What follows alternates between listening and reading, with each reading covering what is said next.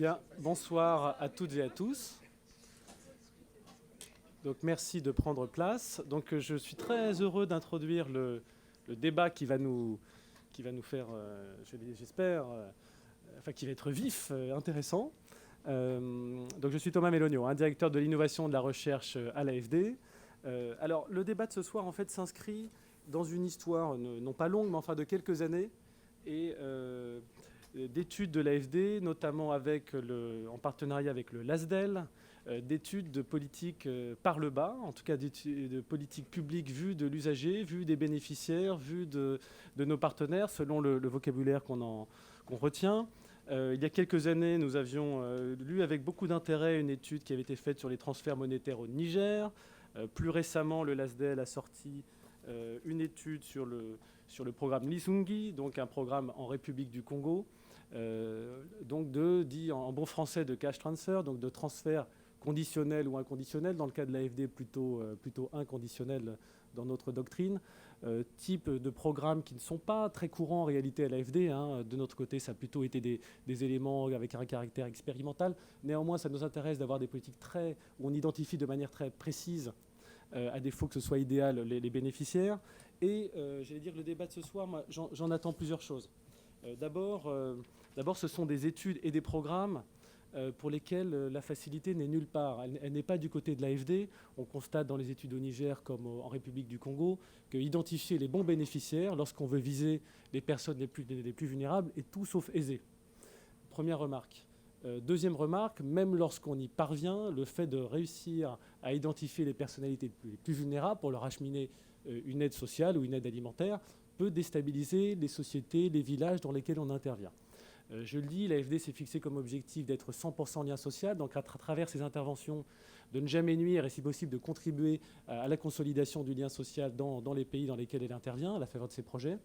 Et ce qu'on constate à travers les mécanismes de cash transfert, c'est que lorsqu'on parvient à identifier les personnes les plus vulnérables et lorsqu'on les soutient, on peut potentiellement remettre en cause des équilibres établis et donc potentiellement nuire au lien social ou en tout cas le faire évoluer. Ça ne veut pas forcément dire y nuire, mais c'est une difficulté qu'on observe. Troisième remarque, à la lecture des différentes études du LASDEL, je constate que la difficulté n'est pas que du côté de l'AFD, mais même les chercheurs éprouvent des difficultés à mettre en place des études pour suivre ce type de programme. Donc lorsque les chercheurs ne sont pas vus comme des inspecteurs de l'AFD, on leur prête toutes sortes de qualités ou de défauts qui peuvent nuire à la capacité à mener des études au plus près des bénéficiaires. Donc c'est lié au contexte social. Ça peut être lié aussi au contexte macroéconomique. C'était très frappant dans l'étude sur le Congo. Donc quand on est plein de bonne volonté pour étudier les impacts d'un programme, faut-il encore qu'il soit financé de manière durable? Or, on constate dans l'exemple de la République du Congo que l'un des partenaires et financeurs a fait défaut pour des raisons d'évolution défavorable du cours du pétrole. Donc le gouvernement congolais, pour ne pas le citer, s'est partiellement retiré du programme pendant une durée. Donc là encore, même la composante recherche d'une telle étude est assez complexe. Voilà, donc je voulais dire ces quelques mots pour que vous sachiez qu'à la fois c'est une thématique que nous prenons tout à fait au sérieux, tout en étant tout sauf dans une attitude de ceux qui sauraient tout. Précisément, ce qui nous intéresse à travers cette comparaison des études qui ont été menées depuis quelques années en Afrique, mais aussi en France, puisque l'enjeu de ce débat, c'est de voir comment on peut s'inspirer de l'expérience française, notamment avec Christophe Paquette, et puis à travers l'expérience de Karine Claire, de voir comment d'autres bailleurs de fonds appréhendent ces questions. Donc on le fait dans un esprit, j'allais dire, de modestie et de lucidité sur la complexité de la tâche qui est celle à la fois de nos collègues opérationnels lorsqu'ils doivent mener ce type de programme et également des chercheurs lorsqu'ils s'intéressent au suivi de programmes de transferts sociaux. Voilà, sans plus tarder, je vais laisser la parole donc à nos différents intervenants, avec un débat qui sera animé par Thibault Liurat, journaliste à The Conversation, qui est un partenaire régulier et apprécié de l'AFD. Et sans plus tarder, je vous laisse la parole. Voilà, je salue dans la présence dans la salle de collègues, notamment Sarah Botton, Sylvie Horry, qui ont participé à l'organisation de cette journée, Christophe Paquet, le responsable de notre division Santé-Protection Sociale, qui est l'homme compétent sur cette question, et un certain nombre d'autres collègues. Voilà, donc merci à elle et à lui d'être présents ce soir. Et je passe la parole à Thibault pour l'animation des débats. Merci. Merci beaucoup. Merci beaucoup. Donc oui, Thibault Liorade, journaliste économie et entreprise pour le site The Conversation. Pour ceux qui ne connaissent pas, c'est un site où tous les articles sont signés par des enseignants-chercheurs. Des sites c'est un site sur l'actualité de la recherche. Ce sont les enseignants-chercheurs qui viennent nous parler de leur recherche et également l'actualité vue par les chercheurs. Et effectivement, l'AFD est un partenaire fidèle et la collaboration est extrêmement fructueuse jusqu'à présent. Donc je suis ravi de modérer ces débats. Donc cette table ronde débat, les aides sociales à l'épreuve du réel, transfert monétaire, revenu de solidarité active, de la politique à la mise en œuvre. Pour un éclairage sur cette problématique, on aura 3 invités qui ont 3 approches, 3 regards différents. On va commencer par Jean-Pierre Olivier de Sardan. Vous êtes professeur à l'EHESS, vous êtes directeur de recherche émérite au CNRS, chercheur au LASDEL à Niamey au Niger, et donc vous allez nous donner cette vision anthropologique. Je rappelle également que vous avez coordonné la rédaction de l'ouvrage collectif Cash Transfers in Context, an Anthropological Perspective avec Emmanuel Piccoli. Nous aurons ensuite Karine Claire, coordinatrice des programmes de développement humain pour l'Afrique centrale à la Banque mondiale. La Banque mondiale qui vient de publier un ouvrage collectif également, Realizing the Full Potential of Social Safety Nets in Africa. Et enfin, on aura l'approche des acteurs de terrain avec Christophe Paquette, fonctionnaire territorial du département des Alpes-Maritimes, rattaché à la direction générale adjointe chargée du développement des solidarités humaines. Et on évoquera la concertation sur l'avenir du RSA. Vous allez faire une lecture un petit peu critique du dispositif, justement, pour susciter le débat. Donc les 3 intervenants, dans un premier temps, vont faire une brève présentation de leurs travaux pour bien poser le décor. Et puis, on passera à la phase débat en espérant que vous aurez un maximum de questions sur cette problématique qui, effectivement, comme Thomas Melonio le disait, n'est pas forcément très facile. On espère qu'il y aura des éléments de réflexion précieux qui vous seront apportés au niveau personnel et également collectif. Alors, sans plus tarder, je vais passer la parole à Jean-Pierre Olivier de Sardan. Donc, vous êtes anthropologue. Vous venez de publier un article dans AOC. Bon, c'est une revue qui est concurrente de The Conversation, mais on va être fair play. Intitulé Industrie du développement, les mésaventures des modèles voyageurs. Alors, est-ce que vous pouvez nous en dire un peu plus sur ces mésaventures des modèles voyageurs ?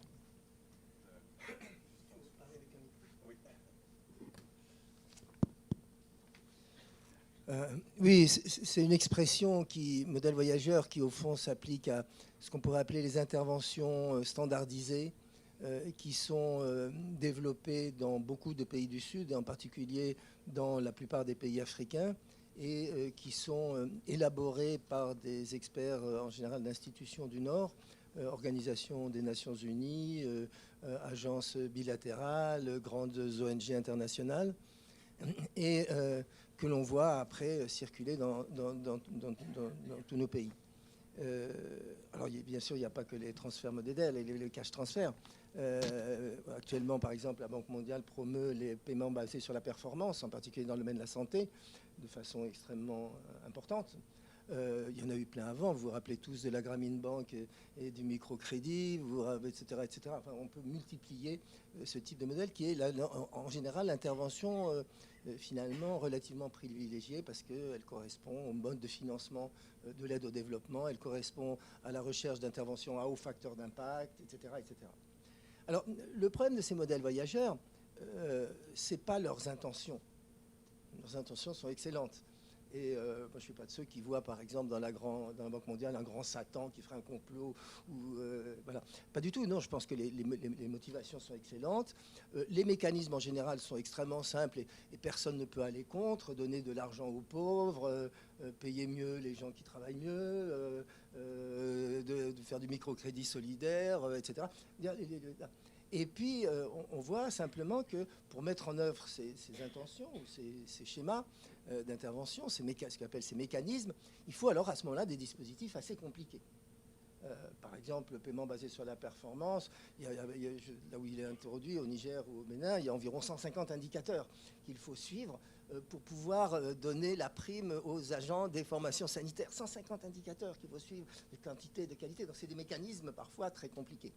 Alors, dans le cas des transferts... Alors, les transferts monétaires sont, je trouve, un exemple parmi d'autres, ce n'est pas le seul, de ces modèles voyageurs.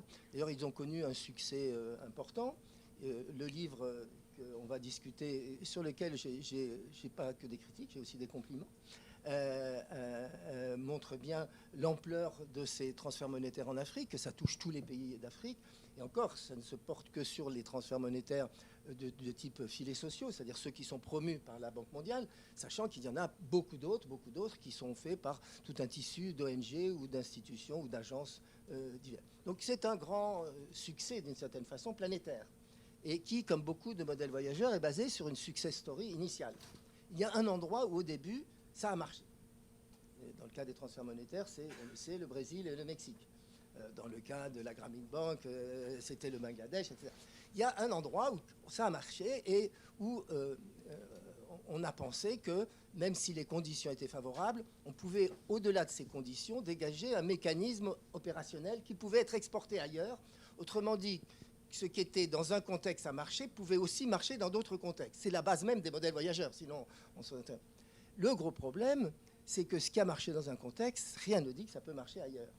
Et que, par exemple, les contextes du Mexique ou du Brésil, dans la façon dont sont développés les transferts monétaires, ça a été des essais et des erreurs avec des catastrophes par moment, etc., pendant à peu près 20 ans, dans un système fédéral, dans le cas, par exemple, du Brésil. Ça a été extrêmement compliqué, ça a fait se planter des fois, etc.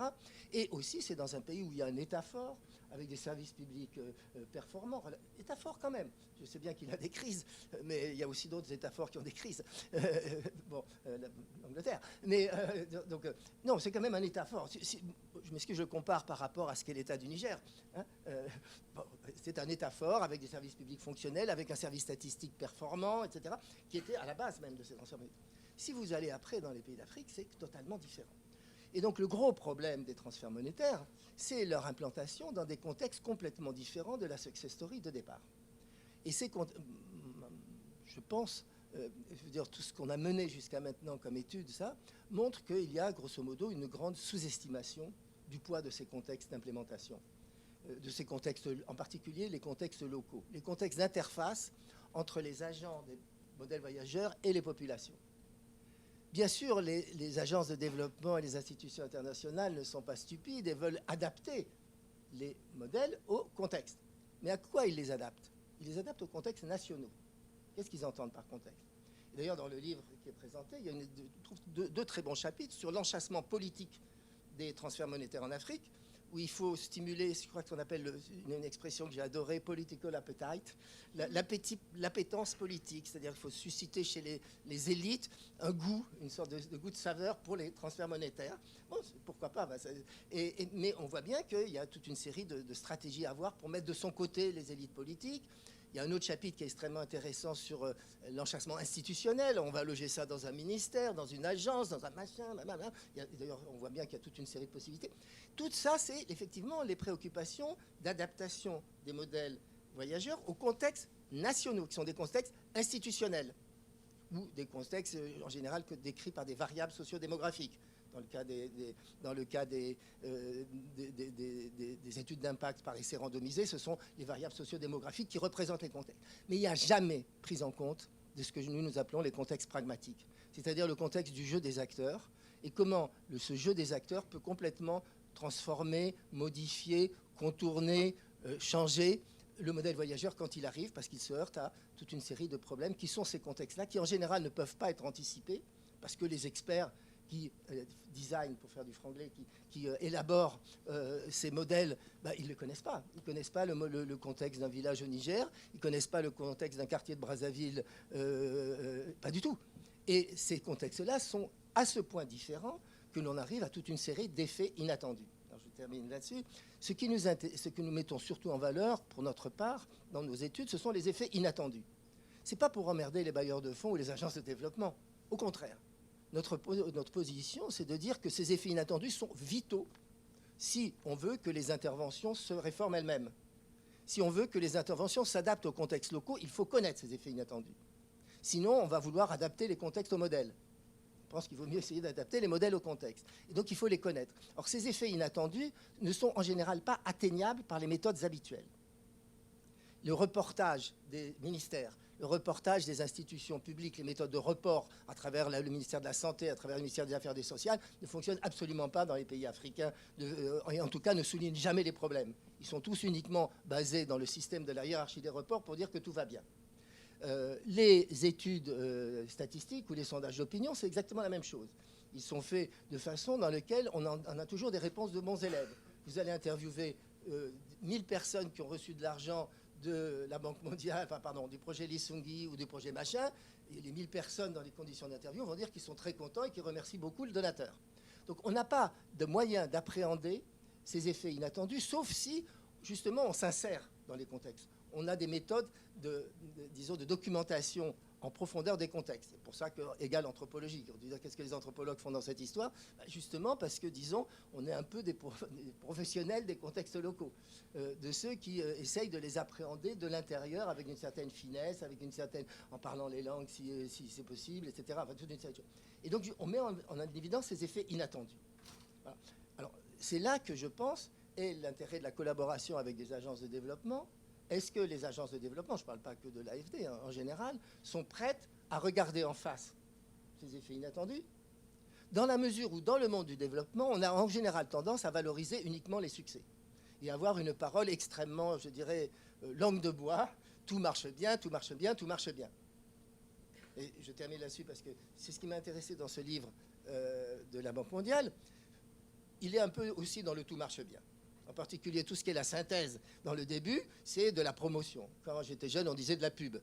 Et les agences de développement, en général, font beaucoup de pubs, de promotion de leurs produits, comme les vendeurs de voitures font de la promotion de leurs voitures. Bon, c'est normal, ça fait partie du business. Ils font de la promotion. Il y a ça, et dans d'autres publications à Banque mondiale, c'est effrayant. Enfin, c'est extraordinaire. Où on voit des femmes, oh merci, grâce à la... Bon. Non, mais là-dedans, dans ce livre, justement, il y a aussi autre chose que de la promotion. C'est ça ce que j'ai trouvé intéressant, c'est cet aspect de l'enchâssement politique. Il y a eu des procès de la Banque mondiale, elle dépolitise. Là, non, reconnaissons qu'ils reconnaissent le facteur politique comme important, l'enchâssement institutionnel aussi, et puis quelques, par-ci, par-là, quelques on ne s'y attarde pas trop parce que ce n'est pas dans la culture de l'institution, mais on met quand même quelque part, il y a des tels trucs qui ne marchent pas bien, le ciblage c'est quand même un problème, etc. Donc on voit quand même si ce n'est pas développé. Alors disons, je pense que c'est complémentaire. Moi, je cherche désespérément, nous cherchons désespérément, pas désespérément, parfois on en trouve, mais pas beaucoup, pas assez, d'interlocuteurs dans les institutions de développement qui sont preneurs de tous ces effets inattendus, qui essayent de documenter, d'analyser, de théoriser aussi, pour que, justement, ça puisse leur servir, et donc de sortir du discours d'autopromotion qui est trop fréquent, disons, dans les institutions de développement. Karine Claire, vous avez l'impression que la Banque mondiale est avant tout dans l'autopromotion? Absolument, c'est pour ça que je suis là. Je tiens vraiment à remercier Monsieur de Sardan pour son livre, et puis bien sûr pour tout le monde pour l'opportunité d'être avec vous aujourd'hui. Donc la collègue qui devait être là, c'est la co-auteure du livre, Madame Coudwell, qui a eu un souci familial. Mais juste pour vous expliquer aussi un peu, chaque personne... C'est toujours intéressant. Monsieur n'est pas sociologue, mais il sait très bien qu'il y a toujours une structure et puis il y a l'agence, the agency. C'est-à-dire que dans n'importe quelle organisation, que ce soit l'AFD ou la banque, on vient tous avec un parcours. D'accord ? Donc il n'y a pas que des règles et une bureaucratie et des procédures. Chacun apporte avec différentes disciplines. Donc la multidisciplinarité fait partie du côté dynamique d'une institution, ainsi que les différents positionnements et niveau d'expérience des différents acteurs qui vont travailler au sein d'une agence de développement, qu'elle soit bilatérale ou multilatérale. Donc je voulais commencer, ce n'est pas du tout là de l'autopromotion, mais c'était pour expliquer aussi à Monsieur de Sardan comment finalement dans un contexte réel, il y a des choses dynamiques et un petit peu nuancées qui se produisent. Je crois qu'il le sait très bien, mais c'est la richesse d'un débat, c'est qu'on essaie de forcer le trait. Moi, par exemple, je suis arrivée à la banque il y a 20 ans, mais je viens d'un département de politique sociale à Londres, où on encourage vraiment les méthodes à la fois quantitatives et qualitatives. Donc, comme on a un monsieur qui va parler du RSA, moi j'ai fait ma thèse sur l'exclusion sociale au Chili et sur les politiques publiques là-bas. J'ai interviewé le ministre jusqu'à la personne la plus pauvre dans un bidonville à la Pincoya à Santiago. Donc, où on a, pour ma thèse, j'ai utilisé à la fois des méthodes statistiques et des méthodes qualitatives. Donc, vraiment, des in-depth interviews d'une heure, etc. Donc, je crois que... Et j'ai quand même été recrutée à la Banque mondiale, alors que j'avais même publié des choses qui questionnaient justement les soucis de ciblage parfois trop du côté du gouvernement chilien à l'époque, qui était trop rigide, etc. Donc, ce que je veux dire, c'est que c'est toujours important qu'on se rappelle, non, qu'est-ce que c'est une agence de développement, qu'est-ce que c'est une équipe qui va sur le terrain. Donc, ça, c'est un premier élément. Ensuite, le deuxième élément, pour revenir à notre sujet, c'est que du côté de la Banque mondiale, et encore une fois, je vais parler surtout des transferts monétaires et des instruments de protection sociale, parce que M. de Sardan a évoqué tout ce qui est performance vis-à-vis de la santé. Je crois que c'est un vaste sujet, et donc ce n'est pas notre sujet aujourd'hui. Je crois que ça mériterait un autre débat, avec des spécialistes justement santé qui ont travaillé là-dessus. C'est très intéressant, très complexe également. Mais ce qui est important de se rappeler du côté de la Banque mondiale, c'est que peut-être contrairement à d'autres agences, c'est que les programmes que nous soutenons, sauf dans des contextes de conflits extrêmes, sont implémentés par les gouvernements. Ce n'est pas un programme de la Banque mondiale, d'accord ? C'est le gouvernement qui emprunte, d'accord, pour exécuter un programme. Donc, par définition, le contexte est très important, puisque le gouvernement va devoir, entre guillemets, convaincre des acteurs locaux que ce programme vaut la peine. Je veux dire, il va parler, soit si c'est dans un contexte latino-américain comme le Pérou, le Mexique, il va s'adresser à des gouverneurs de ces provinces qui eux-mêmes vont donner un feedback, qui d'eux-mêmes vont devoir enrichir le design, la formulation du programme. Et ensuite, pendant la mise en œuvre, ces gouverneurs, si on parle des contextes latino-américains, vont attendre des résultats parce qu'il y a un aspect politique, effectivement, comme on le dit dans le livre, et les citoyens veulent des résultats et les gens veulent pouvoir communiquer sur ces résultats. Après, dans certains de nos pays, les pays africains sur lesquels on travaille en commun avec l'AFD et ailleurs, c'est qu'on n'a pas le même contexte de gouvernance. D'accord ? Par contre, les décideurs de certains pays africains qui sont cités dans le livre, et également dans le livre coédité par M. de Sardan, doivent quand même rentrer dans les communautés, avec des chefferies locales, avec des acteurs de la société civile qui sont présents, etc., avec d'autres bailleurs de fonds qui vont, par exemple, la Banque mondiale, ça nous arrive très souvent de devoir parler avec Save the Children, qui eux-mêmes ont des acteurs locaux, quelle a été leur expérience, etc. Enfin, on n'entre pas dans un contexte sans avoir ces discussions. Ensuite, on a des règles, ça c'est un autre élément, qui, par exemple, dès qu'il y a une politique publique qui pourrait déclencher quelque chose vis-à-vis de ce qu'on appelle indigenous peoples. Alors, la traduction correcte en français, je ne sais pas ce que ça vous peut être, les peuples... voilà, dites-moi, les peuples autochtones. Donc ça, c'est une politique publique, ou disons une mesure à la banque sur laquelle on a énormément travaillé ces dernières années. D'abord pour les aspects environnementaux, mais maintenant pour tous nos projets, et c'est quelque chose qu'on souhaite vraiment renforcer. Mais ça veut dire que le processus participatif par les communautés identifiées, et je suis d'accord, il faut qu'elles soient bien identifiées. En général, on a des spécialistes de développement social, des anthropologues, des sociologues qui sont engagés pour ça. Il y a tout un processus qui doit être adapté à ce contexte-là. Sur le programme Oportunidades, qui n'est pas progressé quand il a été mis en place, mais ensuite, pour travailler sur le département du Chiapas, les collègues du gouvernement ont dû vraiment travailler avec des anthropologues mexicains dans le Chiapas pour vraiment enrichir et éviter les gros problèmes d'échec qui allaient se produire inévitablement et qui étaient en train de se produire s'ils n'adaptaient pas très vite le programme de Oportunidades à l'époque. Mais ça, aujourd'hui en Afrique, c'est extrêmement complexe, c'est très difficile à faire, puisqu'effectivement, on ne va pas avoir 2 ou 3 ethnies, mais plusieurs langues, etc. Donc pour la faire courte là-dessus, on est preneur, parce que plus la complexité augmente, plus on doit être preneur de disciplines comme celles qui nous sont offertes par l'anthropologie, je dirais aussi la sociologie, etc. Alors n'oublions pas qu'on est toujours effectivement pressé. Quand je dis nous, c'est les gouvernements et les bailleurs de fonds, y compris la Banque mondiale. Et comment adapter, on pourra réfléchir ça après quand on passera aux solutions, comment nous adapter pour que des chercheurs puissent effectivement donner rapidement certains éléments et qu'on puisse continuer ces éléments pendant la mise en œuvre et pas seulement pendant la formulation et ensuite pendant l'évaluation aussi, pour être très bref, puisqu'après on pourra rentrer dans d'autres zones de débat, on est tout à fait d'accord avec le fait que les outils d'impact quantitatifs tels que les RCTs, les Random Trial, etc., ils se basent sur un design initial, sur une formulation initiale du programme. Et en fait, le programme a évolué dans la réalité.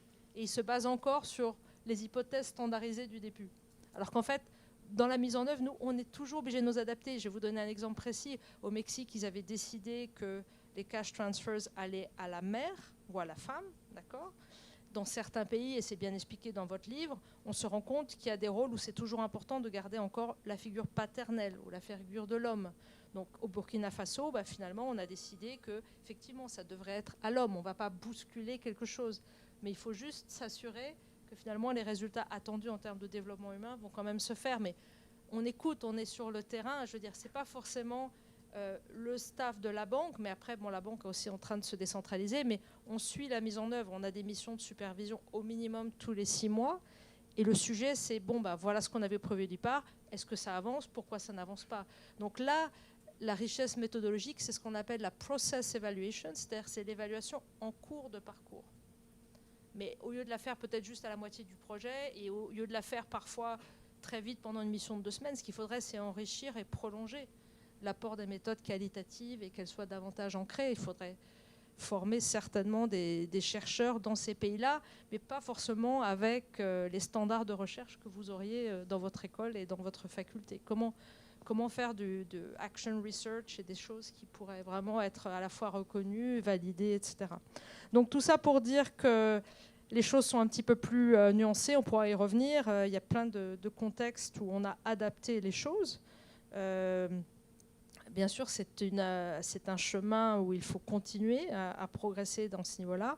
Mais je me souviens très bien des pays d'Amérique latine où les conditionnalités au départ individuelles et les communautés indigènes ont dit qu'elles souhaitaient, et ça ne faisait pas sens pour elles, et qu'elles souhaitaient plutôt des co-responsabilités communautaires. Donc on a adapté ça dans les États ou dans les régions où il y avait des fortes demandes ou un contexte qui demandait ça. Donc voilà, après la big picture, c'est qu'effectivement, les cash transfers, c'est un instrument de politique sociale. Le résultat qu'on veut tous, c'est une réduction de la pauvreté, que les enfants apprennent quelque chose à l'école, que les jeunes filles puissent avoir des enfants une fois qu'elles auront peut-être achevé un parcours d'éducation et pas des 10 ou 11 ans. Donc comment est-ce que collectivement on comprend le contexte pour aider à modifier des comportements, pas importer des modèles, mais qu'à la fin, il y ait une opportunité des chances et des meilleurs résultats de santé pour ces gens-là, qui a l'accès à l'eau, qui est vraiment un changement. Donc, d'après effectivement les évaluations, soit avec mixed method, soit quantitatives, il se trouve qu'il y a pas mal de pays où les transferts monétaires ont contribué à ces résultats. En général, ils sont implémentés avec plein d'autres choses. Ils sont implémentés avec des programmes santé, avec des programmes d'éducation, avec de l'assainissement, avec des développements participatifs. Donc aussi les analyser de manière isolée, je pense que ça nous empêche d'avoir une vision géographique sur qu'est-ce qui va se passer au sein d'une communauté, qu'est-ce qui va se passer au sein, entre guillemets, d'une famille, quelle que soit l'unité qui est définie. Je crois que c'est ça aussi auquel on doit réfléchir tous ensemble, plutôt qu'un instrument. On approfondira tous ces points, bien sûr, un peu plus tard dans la discussion. Mais avant, on va terminer ce petit tour de table en passant la parole à Christophe Paquette, qui a préparé une série de slides, une petite présentation. Non, c'est bon ? C'est pour les, oui, pour les slides. Donc Christophe Paquette, vous travaillez depuis 30 ans sur la réduction de la pauvreté. Vous avez travaillé à l'étranger, mais vous travaillez depuis 15 ans en France sur le RSA dans le département donc des moi, j'ai Alpes-Maritimes. alterné. J'ai commencé dans la Pincoya au Chili. Voilà, le monde est petit, 88. 87. C'était encore le régime militaire à l'époque.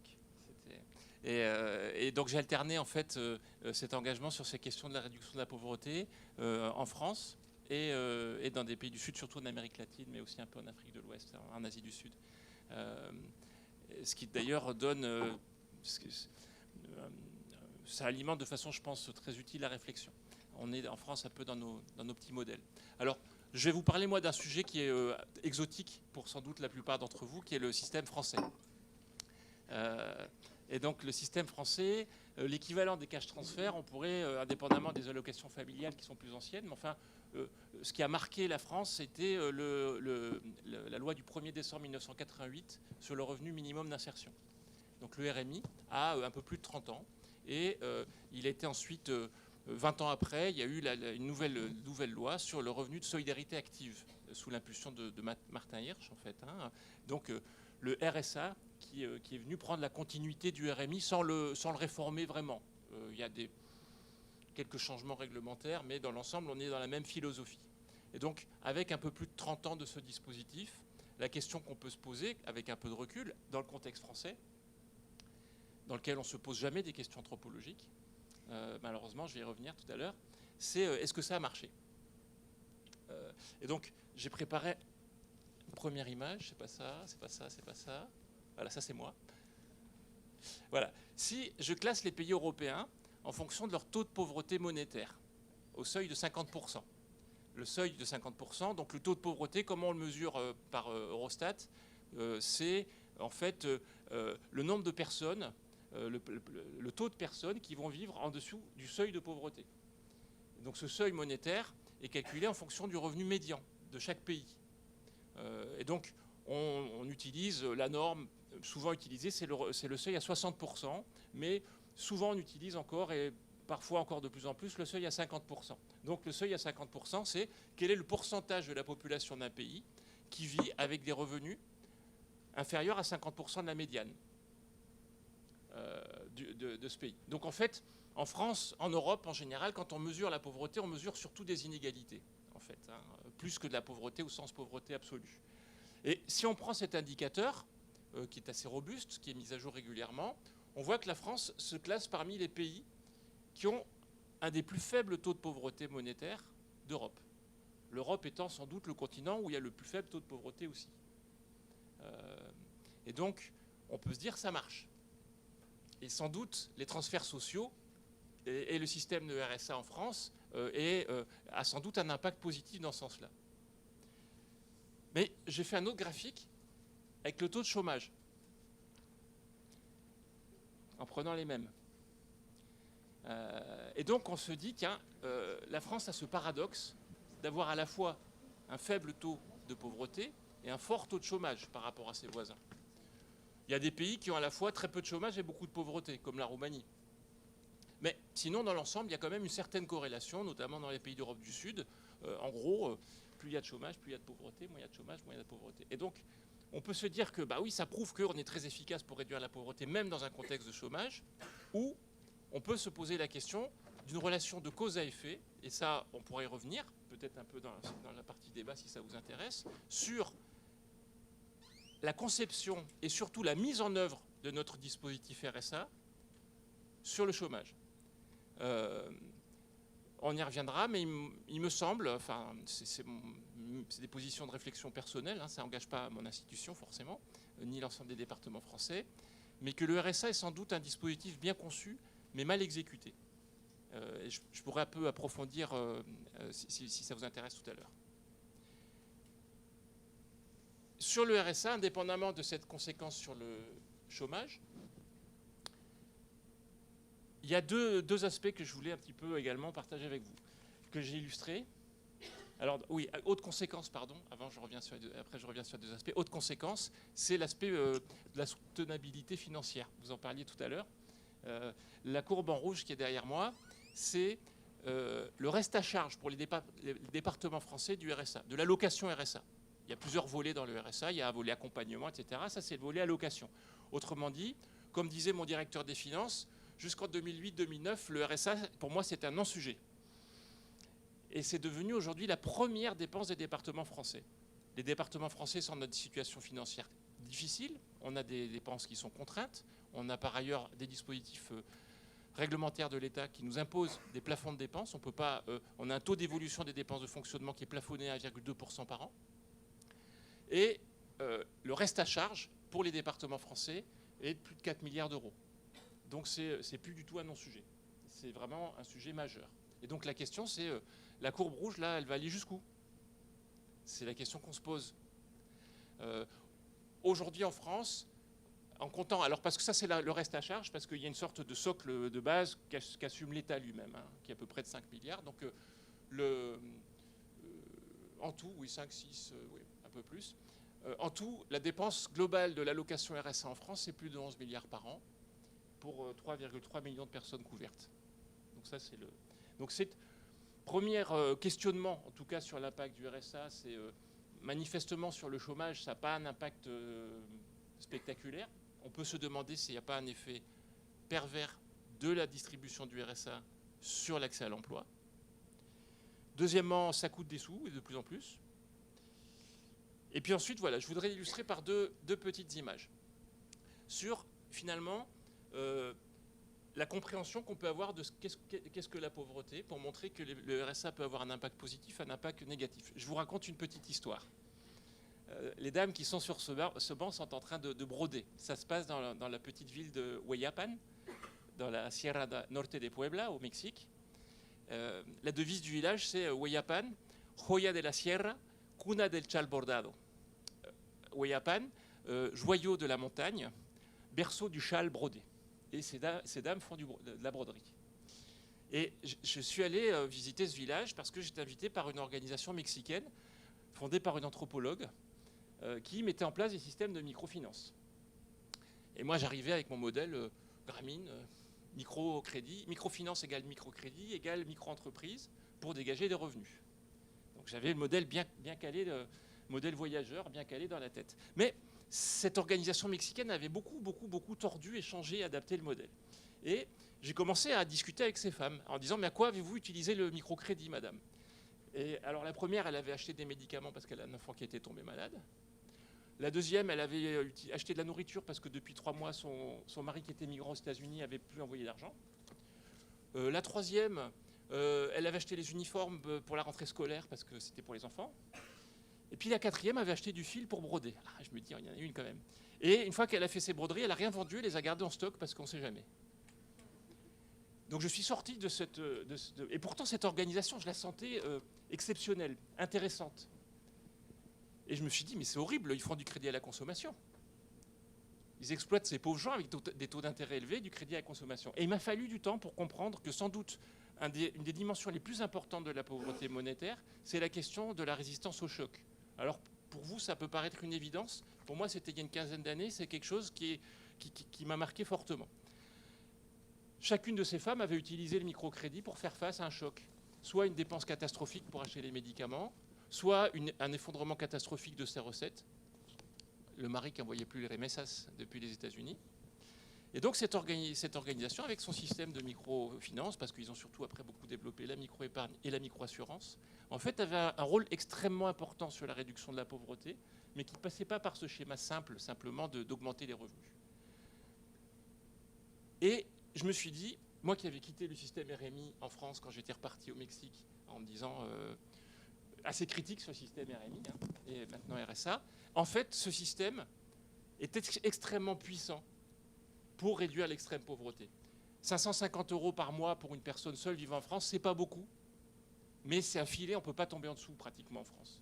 Et plus important encore que le RSA, la couverture maladie universelle. Puisqu'après, je me suis intéressé aux questions de vulnérabilité. On a travaillé avec notamment des universités américaines sur les chocs, quand on a développé les micro-assurances au Mexique, sur les chocs auxquels sont exposées les populations rurales. Le premier choc, enfin, je dis des choses qui sont des évidences sans doute pour vous, ce sont les chocs de santé. Et donc en France aussi, le fait de pouvoir avoir la couverture maladie universelle, c'est sans doute un des actifs les plus précieux qu'on a pour réduire la pauvreté. Parce qu'on arrive à faire face, à prévenir, à assumer les conséquences de ces chocs sur la santé. Et donc là-dessus, je dirais notre système RSA a plutôt pas mal fonctionné.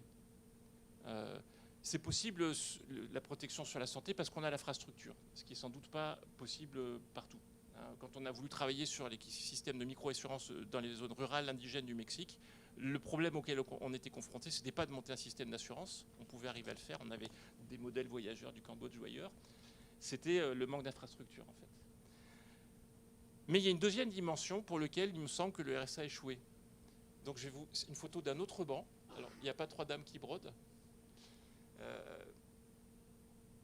Sans doute, la question, et je reviens à ce que vous disiez tout à l'heure, la question de la pauvreté, au-delà d'être une question monétaire, le cœur de la question de la pauvreté, c'est une question de lien social.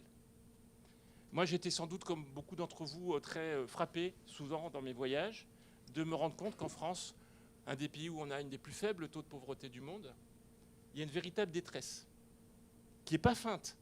Au début, je me souviens, j'avais un ami chilien qui était de voyage en France et il me disait mais sur quoi tu travailles? Et moi je disais je suis responsable de la lutte contre la pauvreté dans la région de Nice.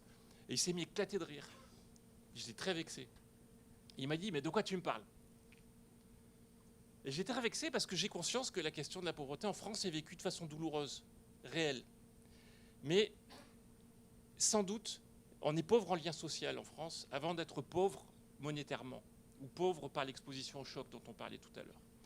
Et j'ai la conviction personnellement que cette pauvreté en lien social, non seulement n'est pas adressée, comme on dit en bon français, n'est pas résolue par notre système de protection sociale, de distribution, d'allocations individualisées, mais j'ai la conviction que notre système contribue à rompre le lien social. Parce qu'on peut très bien, dans la plupart des départements français, faire sa démarche de demande de RSA par Internet, recevoir l'allocation et ne voir quasiment jamais personne. Et donc voilà, petit éclairage avec 30 ans de recul sur un sujet sans doute très différent des sujets sur lesquels vous travaillez, mais pour lesquels je voulais un peu partager avec vous. Donc actuellement, le président de la République a annoncé le 13 septembre 2018 le lancement d'une stratégie de réduction contre la pauvreté qui comporterait notamment la création d'un revenu universel d'activité, RUA, pour lequel il y a des concertations intenses qui sont organisées et qui viserait à fusionner et simplifier à la fois le RSA, la prime d'activité, les allocations logement, les allocations adultes handicapés, les garanties jeunes. Donc il y aurait potentiellement tout un tas de minima sociaux qui seraient fusionnés. Les débats sont en cours et personnellement et je partage avec vous ma préoccupation, c'est que je pense qu'on se pose toujours les mauvaises questions. Donc il y a des modèles économétriques fabuleux qui sont faits par France Stratégie pour modifier les pourcentages d'incitation financiers en fonction de tel et tel design. Est-ce qu'il faut que les allocations soient individualisées ou familiarisées, etc. Et on passe à côté de la question toute simple de se dire en quoi. Et donc ce qu'il nous faudrait, c'est de la recherche en anthropologie en France. Voilà ce qui est une parfaite transition pour ouvrir le débat. Qu'est-ce que l'anthropologue que vous êtes, Jean-Pierre-Olivier de Sardon, comment est-ce que vous voyez cette situation en France cette fois-ci et pas dans les pays en développement? Vous estimez pas assez associé à ces réflexions sur ce qui se passe en France, vous en tant qu'anthropologue?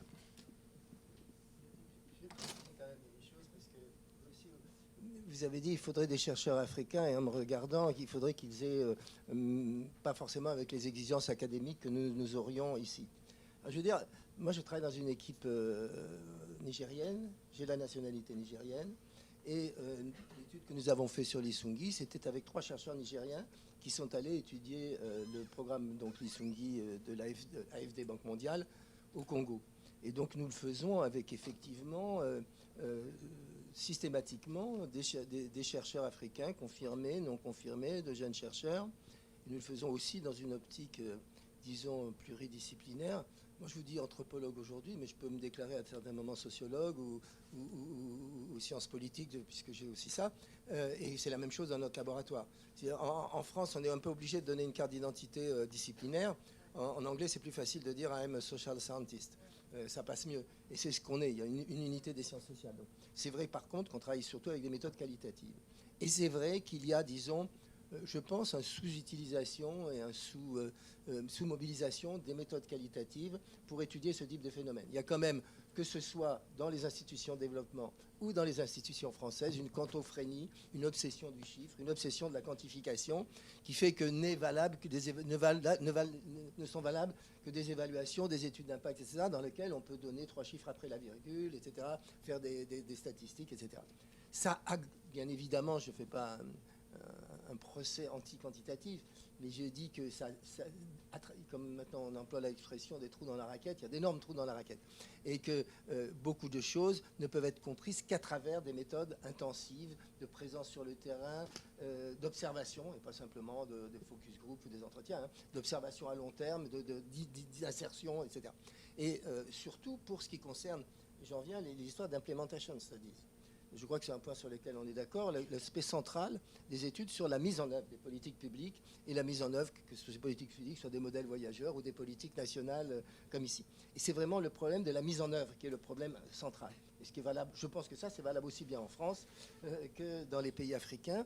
Et je pense que dans le monde anglo-saxon, il y a plus de développement des implementation studies. Et du côté français, c'est encore un petit peu sous-développé. Je me rappelle qu'avec un chercheur de l'IRD, on avait fait un appel justement pour développer les implementation studies en France, parce que c'est un peu ce qui manque. Et ce qui me frappe quand je vois ce que vous dites sur la France, c'est que si c'était l'Allemagne, ce serait autre chose, si c'était la Suisse, ce serait autre chose. C'est-à-dire qu'il y a une très grande diversité des dispositifs de solidarité, de lutte contre la pauvreté. Très, très grande diversité. Et si je me tourne vers l'Afrique, on a un modèle voyageur omniprésent qui sont... C'est-à-dire quand même, il y a une sorte d'inégalité de traitement du problème fascinante entre l'incroyable variété des politiques publiques dans les pays européens pour traiter du problème de la pauvreté et le côté un peu hyper standardisé des transferts monétaires qui tous se basent sur quand même des dispositifs à peu près récurrents. Les questions du ciblage, la question éventuelle des conditionnalités ou pas des conditionnalités, la question de la monétarisation, de comment on redonne les sommes, etc. Il y a toujours... C'est vraiment, au-delà des variantes, c'est quand même une mécanique unique. C'est bien ce qui montre qu'il y a des modèles voyageurs pour le Sud, il y a beaucoup moins de modèles voyageurs pour le Nord. Il y a une beaucoup plus grande diversité. Et quelque part, c'est ça. Et c'est ce qui nous avait frappé quand nous avons été au Congo. Parce qu'on est parti faire l'étude au Congo avec 3 chercheurs nigériens qui avions participé. On avait fait une étude sur le Niger. On se disait, bon, on a déjà travaillé au Niger là-dessus, on sait un peu ce que c'est que la chose, on va retrouver un peu les mêmes choses au Congo. Pas du tout. Ça a explosé complètement notre projet de départ. On a dû complètement réaménager l'ensemble de nos pistes de recherche, de nos dispositifs d'enquête, etc. Parce qu'on était à faire, pourtant dans les quartiers de Brazzaville, à quelque chose d'extrêmement différent de ce que c'était. Et là aussi, ça va contre tous les discours uniformisants. On va dire, ah, si quelque chose a marché au Rwanda, ça va marcher ailleurs. Ah non, en quoi c'était très différent au Congo, par exemple? Alors, une chose, on en discutait avec Thomas Melonio tout à l'heure. Au Niger, il y a quand même un certain nombre de catégories institutionnelles sur lesquelles on peut penser les cash transferts. Il y a les agents des ONG, et il y a les notables qui sont essentiellement autour de la chefferie villageoise, et qui veut être mise à l'écart par les agents des ONG, mais qui revient chassée par la porte, elle revient par la fenêtre en désignant les agents, les interlocuteurs villageois, etc. Mais il y a toute une série de choses qui sont liées à des positions institutionnelles. Au Congo, une hyper-personnalisation. Tout était une histoire de querelle personnelle, de règlement de compte, mais quelque chose d'invraisemblable. Alors, on n'est pas des enfants de cœur non plus au Niger. On est habitué au règlement de compte et aux conflits personnels et aux conflits politiques. Il y en a tenté plus et c'est pas un monde de bisounours, la politique nigérienne.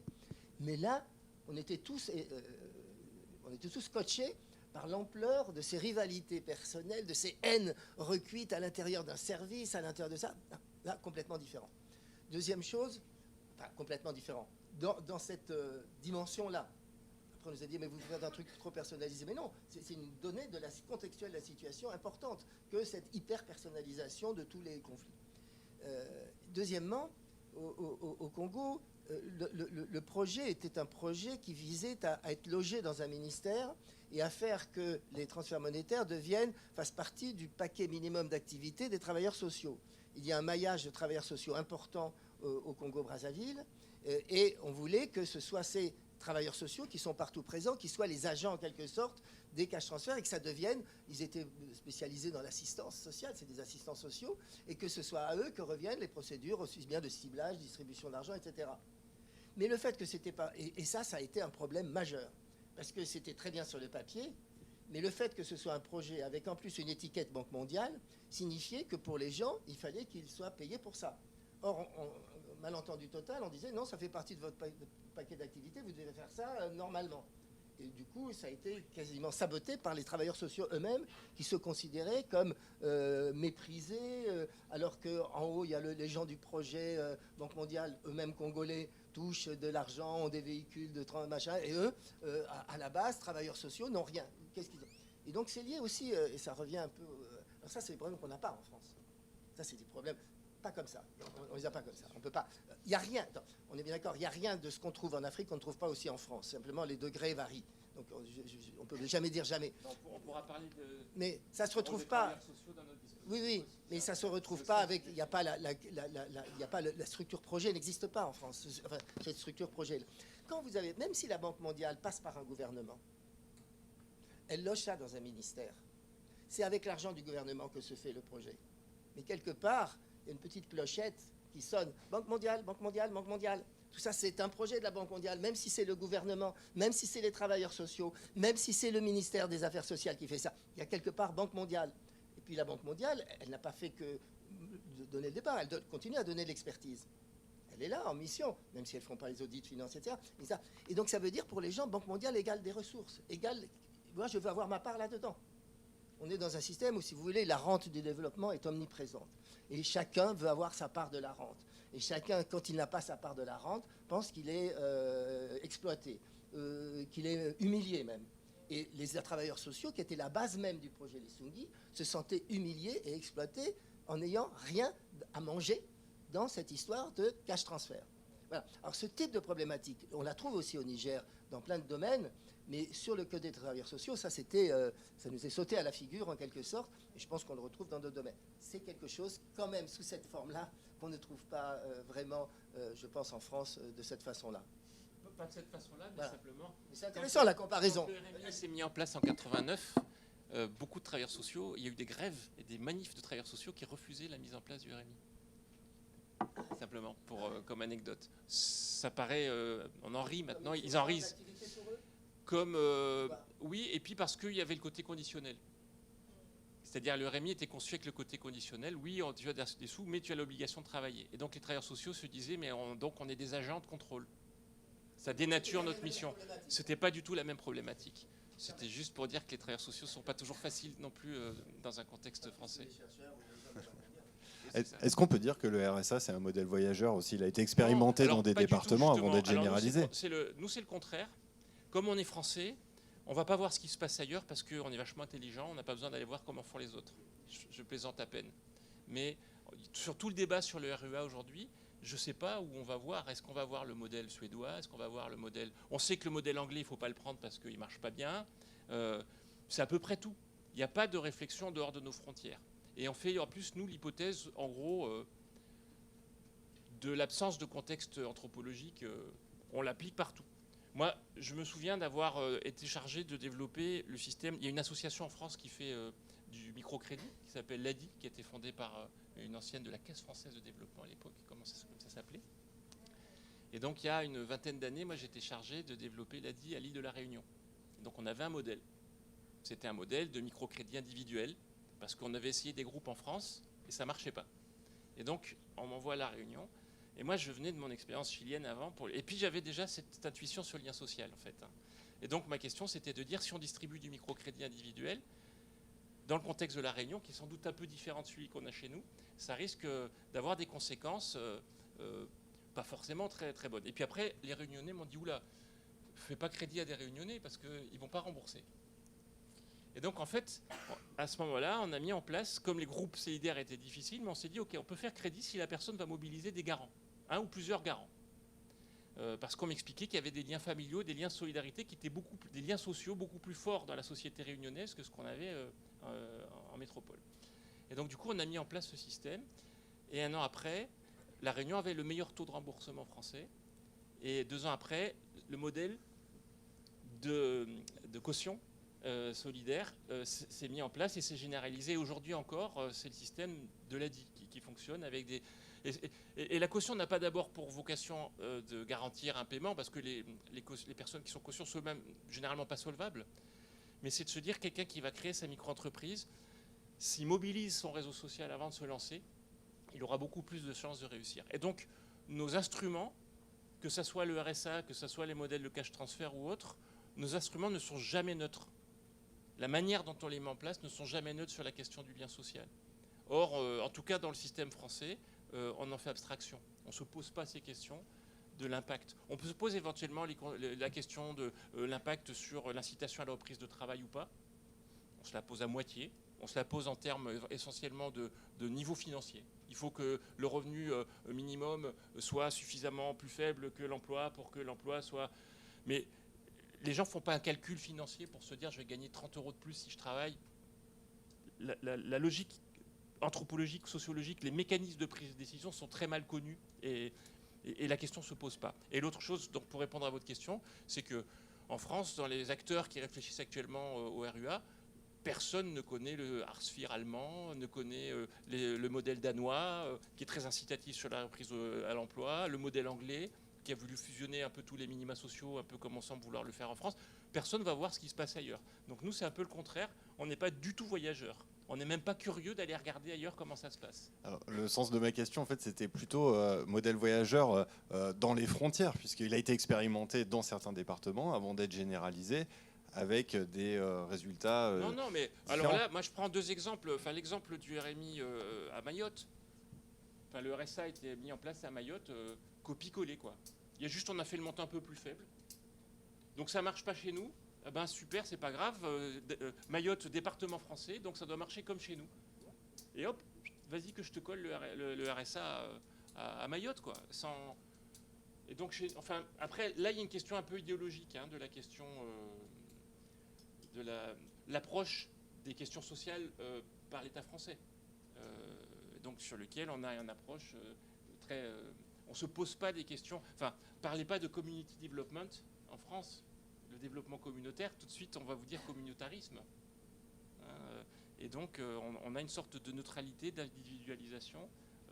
Je caricature un peu, hein, mais en tout cas, je suis préoccupé par la façon dont le débat sur le... Pourquoi le RSA n'a pas marché? Pardon, vous me coupez au fur et à mesure, hein, c'est votre boulot, parce que... à mon sens, le RSA était bien pensé et mal exécuté. Le RSA, il y a 3 volets. Le premier volet, c'est la distribution d'une allocation et la CMU. Et ça, c'est plutôt efficace. Le deuxième volet, c'est l'obligation et le contrôle d'une obligation à la recherche d'emploi. Et ça, c'est quasiment fait nulle part. Et le troisième volet, c'est des dispositifs d'accompagnement à la recherche d'emploi. Et ça, c'est très peu fait. Et donc, sur le papier, il était impeccable, le système. Mais déjà, le RMI, c'était impeccable. Le RSA aussi. Mais le problème, c'était la mise en œuvre. Et donc, la mise en œuvre était déficiente. Et c'était déficient, à mon sens, pour d'abord une raison de paradigme. C'est-à-dire que les acteurs dans le monde français du RSA, du RMI, se disaient, mais ces gens-là, s'ils sont pauvres, ils sont éloignés de l'emploi. Et donc on a commencé à développer la théorie de l'éloignement de l'emploi, de l'employabilité. Ces gens ne sont pas employables. Et donc puisqu'ils sont employables, on n'y arrivera pas. Et puisqu'on n'y arrivera pas, ce n'est pas la peine d'essayer. Et donc en fait, globalement, le gros des dispositifs d'accompagnement qui ont été mis à l'époque du RMI et qui se sont un peu poursuivis au RSA, ça commence à changer un peu, c'était des dispositifs d'accompagnement social. En se disant, mais de toute façon, ces gens-là ne peuvent pas accéder à l'emploi. Et ça, c'est une théorie qui a marqué les esprits et qui a conditionné la plupart des dispositifs d'insertion qui parlaient de parcours d'insertion, d'étapes de parcours, d'employabilité. Alors que dans certains territoires comme chez nous, on est sur le working first, c'est-à-dire qu'on considère que, ou même le modèle de ATD Carmonde avec territoire zéro chômeur, hein, y a un certain nombre de modèles qui se dégagent relativement récemment, où on fait le postulat que tout le monde est employable. Ce qu'il faut, c'est essayer. Ce qu'il faut, c'est trouver le bon emploi pour la bonne personne. Mais ce paradigme-là a miné nos... Et la deuxième chose qui, à mon sens, peut faire écho sur les problèmes de cash transfert, c'est que pour un gouvernement, mettre en place un système pour dire je file 600 € par mois à tout le monde, c'est vachement facile. Il faut trouver le bon critère, il faut trouver les bons bailleurs. Nous, on est un pays très riche, donc il faut trouver le bon impôt. Ça, c'est très simple. De mettre en place des méthodes d'accompagnement des personnes éloignées de l'emploi, avec des organismes locaux, de tisser des relations avec les entreprises, de trouver les bonnes approches, les bonnes méthodes, le bon tissu associatif. C'est 20 ans de travail continu, patient, tenace. Et quel gouvernement va avoir la volonté politique de mettre en place des dispositifs qui vont mettre 20 ans avant de commencer à poursuivre des résultats? Et donc, on est victime de ce système en disant c'est beaucoup plus facile de faire un revenu universel que de construire un service d'accompagnement des personnes, de tissage de liens sociaux, de formation adaptée, etc. Donc on est victime de cette sorte de machine de conception de politique publique à court terme. Karine Claire, est-ce qu'il y a des biais également théoriques, idéologiques peut-être à la Banque mondiale aussi qui expliquent des difficultés dans la mise en place de ces modèles dans les pays en développement? Sincèrement, je crois qu'aujourd'hui, c'est plus des biais idéologiques. Je crois que ça fait déjà quelques années maintenant, sous la présidence de Jim Kim, qui était médecin et anthropologue, donc ce président qui est parti. Mais je pense qu'il a pas mal remis au goût du jour ce qu'on appelle le science of delivery. Je crois que M. de Sardan parle dans son livre, il y a des travaux à Harvard de Woolcock et autres qui travaillent sur justement les implementation gaps, etc. Donc je crois qu'aujourd'hui c'est plutôt le souci. Donc j'étais en train d'écouter M. Paquette, j'étais en train de réfléchir justement dans des réflexions qu'on peut avoir suite à ce débat. Donc je pense que le problème n'est pas idéologique. C'est plutôt dans le domaine de la politique sociale. Je vais me référer à ce thème qu'on discute aujourd'hui. C'est plutôt comment effectivement avoir une espèce de système de pouvoir, vous voyez, c'est encore un thème qui n'a pas une bonne traduction française, c'est l'accountability, c'est-à-dire rendre compte des résultats. Donc rendre compte des résultats par rapport à l'aide publique dépensée d'une part, rendre compte aux citoyens, rendre compte aux communautés, rendre compte à des équipes, voyez, sur la mise en œuvre. Donc si on doit rendre compte de la mise en œuvre, par définition, on identifie régulièrement quels sont les obstacles qu'on rencontre dans la mise en œuvre. Et à ce moment-là, ça oblige à mettre des équipes très vite, multidisciplinaires, pour vraiment voir sur le terrain, voir ce qui se passe, corriger, et donc avoir des systèmes où en fait on améliore au fur et à mesure. Je vous assure, c'est ce que l'on fait dans la plupart des programmes que je connais. Et quand on ne le fait pas bien, c'est certainement qu'il n'y a pas eu ce travail systématique qui a été fait. Donc il y a une vigilance extrême. Je crois que quelqu'un a parlé de modestie tout à l'heure. C'est ça le mot-clé, c'est qu'il faut avoir cette modestie et il faut faire ce travail. Mais si on n'a pas le accountability par rapport aux résultats dont on a parlé tout à l'heure, donc s'il y a la pauvreté, s'il y a l'isolement, ça dépend des contextes qu'on a, non ? S'il n'y a pas seulement la génération de revenus, mais l'accès à des services de base, quelles sont les étapes pour arriver là-bas ? Et pour moi, ça, ce n'est pas une théorie des changements. Je ferais que je vous critiquais les cadres de résultats, M. de Sardan, mais ce n'est pas ça. C'est quels sont un petit peu, pour ces résultats attendus, dans ce pays-là, dans ce contexte-là, quels sont les différents obstacles qu'il va falloir dépasser. Et en général, ils ne sont pas dépassables par un seul instrument, comme je le disais tout à l'heure. Donc, en plus de l'aspect gouvernance et de management, etc., je pense qu'il faut vraiment je pense que collectivement, on peut faire du plaidoyer pour qu'on se base sur un pays particulier, avec son contexte particulier, et à l'intérieur, quels sont les changements qui sont nécessaires du point de vue de plusieurs acteurs, y compris des propres personnes dans ce pays, quels sont les changements qui sont vraiment désirables, quels sont les grands problèmes qu'il faut dépasser, et après se mettre ensemble pour voir ça. Est-ce que déjà dans les diagnostics, pas seulement de la banque, mais autres, est-ce que les problèmes sont bien identifiés, comment ils ont été identifiés, et se mettre d'accord sur des stratégies pays, parce que si on continue... Vous savez, la Banque mondiale, comme l'AFD, on a des départements techniques, on a des départements géographiques. La réussite, c'est vraiment un travail d'équipe entre les départements techniques et géographiques, où les départements géographiques ne doivent pas seulement avoir l'approche quantitative ou économiste, mais aussi l'approche socio-culturelle, politique, historique des contextes dans lesquels ils travaillent. Ça veut dire qu'un staff qui arrive dans un pays, il est briefé 2 jours, il va sur le terrain 1 jour, il est briefé sur l'économie politique, et voilà. Donc ça, c'est du management. Ça, c'est du staff management. Donc il y a des choses, ça c'est des pistes possibles qui sont à discuter. Et là, je parle comme Karine Claire en tant que professionnelle. Et je pense que dans certaines équipes, on le fait, on demande. Mais ça, c'est à nous collectivement, on est tous responsables. On a tous une éthique professionnelle auquel on se doit de réfléchir. Puisqu'on est sur les problèmes de gouvernance et de management, comment est-ce qu'on peut faire pour dépasser ce dont M. Olivier de Sardan parlait tout à l'heure, de ceux qui veulent toucher leur rente du développement ?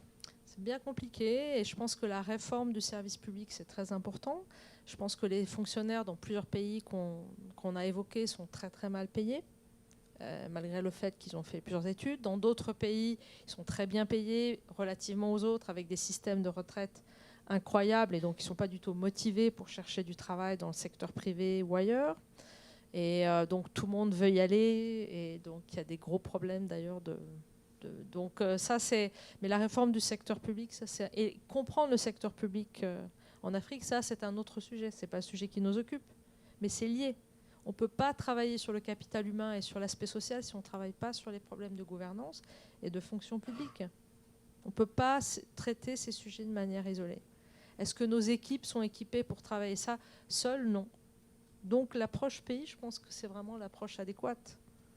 Il faut qu'on rééquilibre ce côté technique et ce côté géographique. Je pense qu'on essaie tous de le faire, mais il y a des fois peut-être qu'on ne le fait pas suffisamment systématiquement.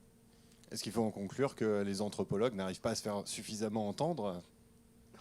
Ça, c'est pas eux qu'il faut le demander. Enfin, ils font peut-être pas tout à fait suffisamment le boulot pour se faire entendre, mais après, ça dépend aussi qu'ils trouvent une écoute dans les institutions, ce qui est un autre problème. Non, je voulais revenir sur deux choses sur lesquelles on tourne depuis un moment, qui sont les histoires de lien social et puis après tout aussi de sortie de la pauvreté. Lien social, c'est pas simple. Je suis d'accord qu'il faut 20 ans ou des choses comme ça. Et pour revenir quand même au programme de transfert monétaire. Alors, évidemment, quand on donne de l'argent à des gens, ils sont contents, ça va mieux, ils peuvent rembourser un peu de leurs dettes, ils peuvent reparticiper à des activités sociales ou à des cotisations. Okay. Donc on a pas mal de témoignages qui vont dire, maintenant que j'ai eu l'argent, j'ai pu... Ouais, mais c'est beaucoup plus compliqué, les histoires de lien social. C'est beaucoup plus compliqué que ça. On a exactement recueilli des propos inverses. Avec vos histoires de cash transfert, ça va déliter les solidarités villageoises traditionnelles. Les gens ne vont plus se sentir obligés d'aider le voisin, de donner de l'argent à la sortie de la mosquée ou de l'église, puisqu'il y a les cash transferts. Et ça va attaquer. Alors, je ne vais pas dire que ça c'est vrai et l'autre pas vrai, ou l'un ou l'autre. Ce que je veux dire, c'est que c'est beaucoup plus compliqué et qu'aujourd'hui, on n'a aucun moyen, à mon avis, sérieux, de savoir les effets réels des transferts monétaires sur les liens sociaux. Il n'y a rien. Il y a beaucoup d'assertions. Je ne dis pas le Banque mondiale comme d'autres, hein, qui dit « Ah, bravo, les transferts monétaires, ça restaure le lien social. » Mais il n'y a absolument rien qui le prouve. Rien. C'est beaucoup plus compliqué. Même si on me demandait de faire une étude sur comment est-ce que le lien social dans les villages du Niger ou dans les quartiers de Brazzaville a été impacté par les transferts monétaires, je serais incapable de la faire, parce que c'est beaucoup plus compliqué et que ça met en jeu bien d'autres variables que les transferts monétaires eux-mêmes, bien évidemment. Donc c'est très très compliqué. Donc quand on dit ça restaure le lien social, transfert monétaire, je ne sais pas. Je ne vais pas dire c'est pas vrai, mais je ne sais pas, dans les conditions de l'Afrique. Hein. Est-ce que c'est tellement compliqué que ça puisse même pas être un objet d'étude? Si, ça peut. Je rigole un peu en disant que ce serait embêté. Si vous voulez, on en discute, on fait un objet d'étude, vous nous donnez une étude à faire, notre laboratoire nigérien en France sur le lien social. On est prêt à venir. Non, on peut y arriver. Vous voyez, mais c'est plus con. L'histoire de sortir du piège de la pauvreté, sortir de la poverty trap, là aussi, on dit souvent une aversion, ah ben voilà, un peu d'argent, ça suffit à faire une sorte de choc qui va faire sortir les gens de la pauvreté. C'est un postulat. Rien ne le prouve. Et même, moi, ce que j'ai lu dans beaucoup d'études, y compris que ceux de la Banque mondiale et d'autres, c'est que ça a des effets positifs, mais pas tant que ça. C'est-à-dire ça a des effets positifs, ça aide les gens, ça aide ça, mais les faire sortir vraiment du piège à la pauvreté, briser la transmission intergénérationnelle de la pauvreté, ce qui est l'objectif annoncé, affiché abondamment, c'est pas évident. Ça aide, ça donne un coup de pouce, ok, évidemment. Ça marche pas. Voilà. En tout cas, là-dessus, en France, ça marche pas. C'est ce que disait d'ailleurs Macron dans son. C'est que voilà, c'est qu'on a notre système de Rémi RSA, en tout cas, amoindrit la pauvreté, mais tend plutôt à la prolonger dans la durée. Donc, dans notre exemple-là, Alors là, il y a une autre différence qui va se faire entre l'Afrique et la France sur la pauvreté. C'est l'approche statistique de la pauvreté, qui est quand même celle qui est dominante aujourd'hui dans les institutions internationales. On part sur une approche totalement statistique de la pauvreté.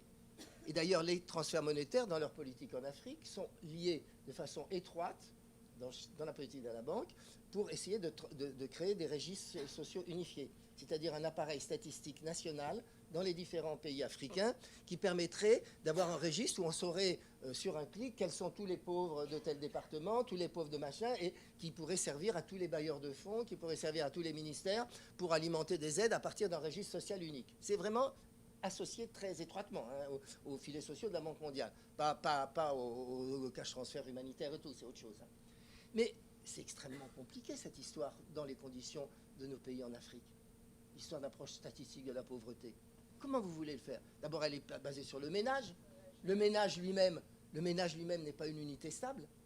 Elle est basée sur des catégories, disons, occidentales, admises du ménage. Le ménage, quand vous avez des enfants confiés à une tante ou à un autre, quand vous avez plusieurs foyers, polygamie, etc., vous avez des situations qui ne rentrent absolument pas dans la case, disons, de l'unité ménage comme unité de la pauvreté.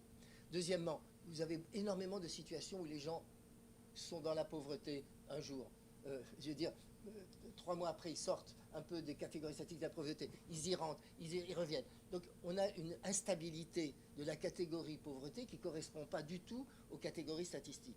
Donc, tous ces problèmes se posent dans la façon dont on appréhende la pauvreté. Et c'est ça l'une des raisons pour lesquelles le ciblage, par exemple, est souvent contesté. Les ciblages, on va chercher à savoir qui sont les 10% de population les plus vulnérables dans un village. Prenez un village du Niger. Les 10% des plus vulnérables, c'est à eux qu'on va essayer de donner les transferts monétaires. Comment vous allez faire pour faire les 10%? Vous pouvez faire par les proxys, vous pouvez faire par des méthodes participatives. Mais n'empêche, vous allez dire, il y a 10%. Mais le dernier prix et le premier non-prix, qu'est-ce qu'ils ont de différent? Rien. Et pour les gens, ça crée un effet de seuil qui est totalement incompréhensible. Totalement. C'est-à-dire que mais nous sommes tous pauvres, les gens qui disent, nous sommes tous pauvres, à part 5 ou 6 personnes dont on reconnaît qu'ils ont du bien, qu'ils sont riches, nous sommes tous pauvres, et pourquoi celui-là il a, moi j'ai pas, lui il a 3 poulets, moi j'en ai 4, quelle est la différence, etc. etc. Donc ce type de problème dans l'approche statistique de la pauvreté est complètement parfois contradictoire avec les perceptions locales de la pauvreté, mais aussi avec la condition de pauvreté dans son caractère extrêmement mouvant. C'est quelque chose qu'on n'a pas en France, où grosso modo tout le monde accepte d'une certaine façon qu'il y a une définition statistique de la pauvreté. Si on a fait des enquêtes sur qu'est-ce que c'est pour vous un pauvre? Pour les gens, c'est les genres de réponses qu'on a. C'est un pauvre, mais c'est celui, quand il a des restes de repas, il les met sur le toit de sa case pour qu'ils sèchent pour pouvoir les manger plus tard. C'est pas une représentation statistique. Ou c'est quelqu'un, il a une jolie fille, mais personne ne vient la courtiser. Personne ne vient la draguer parce qu'il est trop pauvre. Bon, vous voyez ce type de définition de la pauvreté vécue qui est extrêmement loin des perceptions statistiques, mais les gens vont juger les transferts monétaires, vont juger à qui on donne l'argent par rapport à des critères de la pauvreté qui ne sont pas du tout les critères statistiques. D'où encore le clash entre, disons, un programme qui est très bien, qui est nickel en termes de conception, de programmation, de planification, etc., mais qui se heurte à des contextes dans lesquels il n'est pas compris. Il ne peut pas forcément l'être. Je rebondis juste simplement par... Il y a Karine Claire qui voulait répondre. Il y a le problème d'équité de genre, là. Il faut que je m'affirme. J'ai ressenti là que... C'est la passion.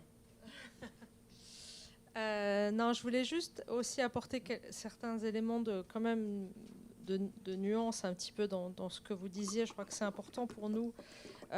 Quand on parle des registres sociaux, rappelons-nous aussi pourquoi à un moment donné il y a ces outils qui sont mis en place.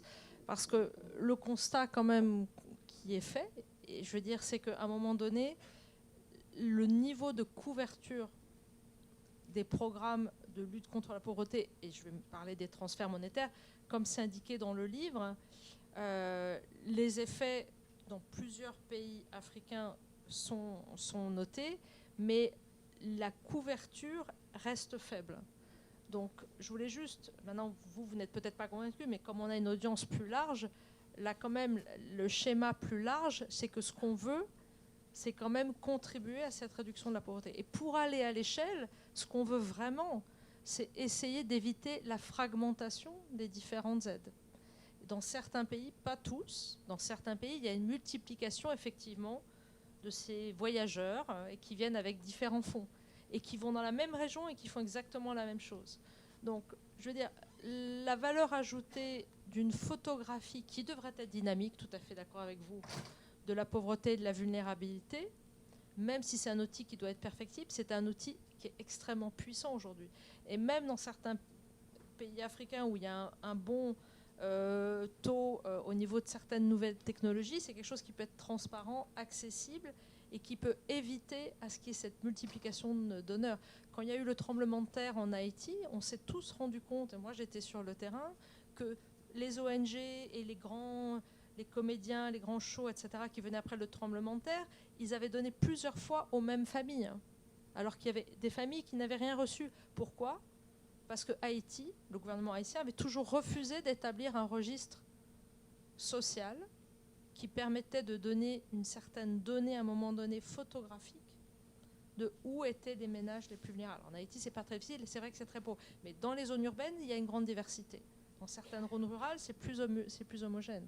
Donc après, il y a des indicateurs objectifs. C'est très important ce que dit M. Tsardin. C'est vrai qu'il y a la pauvreté relative. On l'a appris avec Peter Townsend dans les années 70 en Angleterre. C'est comme ça. Mais il y a des gens qui ont, même avec la pauvreté relative ou perçue, essayent de quantifier les choses parce qu'au bout d'un moment donné, on doit parler avec des décideurs. Et on doit leur dire, ben voilà, sachez qu'il y a ça, c'est ça les grands éléments, les ordres de grandeur. Mais en même temps, si vous voulez réussir, il faudra prendre en compte les obstacles au niveau réel communautaire. Mais on ne peut pas, la réalité, si on veut jouer au tennis, on doit jouer dans le cours de tennis. Et dans le cours de tennis, on doit avoir ces données quantitatives. Le danger, c'est de les simplifier à outre mesure. Mais je crois que je voulais juste rappeler, et aussi je voulais rappeler le principe, aussi un mot très désagréable, empouvoirment, parce que c'est empowerment.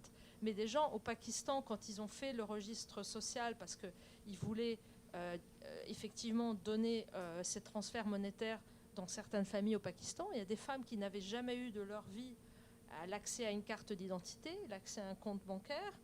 Alors là, ça a été assez bien managé, et c'est des femmes qui ont réussi après à développer des activités génératrices de revenus et des sentiments d'estime d'elles-mêmes, etc., qui ont été incroyables. Donc il faut respecter les contextes. Il y a des contextes qui sont extrêmement nuisibles au capital humain des gens. Je veux dire, ça, c'est la réalité. Il y a des pays où on arrive, où l'éducation des filles, c'est quelque chose qui est très critiqué. Donc il faut qu'on comprenne quels sont les facteurs socioculturels qu'il y a à ça, qu'on les intègre, mais en même temps, il faut qu'on essaie aussi de faire bouger les lignes.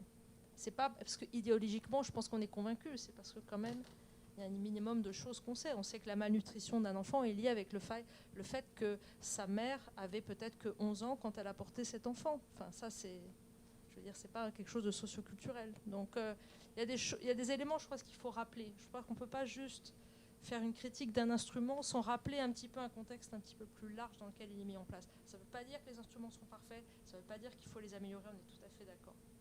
Christophe Paquette, vous avez souhaité réagir?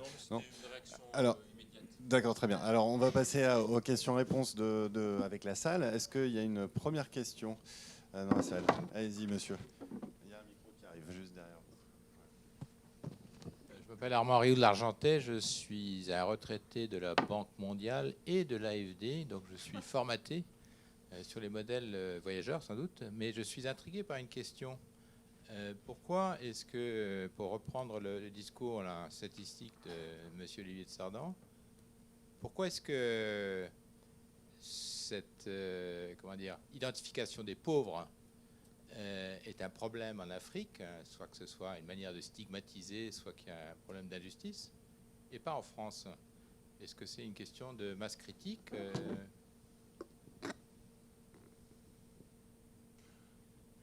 En France, on utilise un critère peut-être trop simple.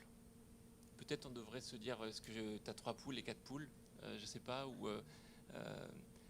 Mais c'est un peu le critère des poules qu'on utilise finalement en France. C'est-à-dire, c'est simplement le niveau de revenu.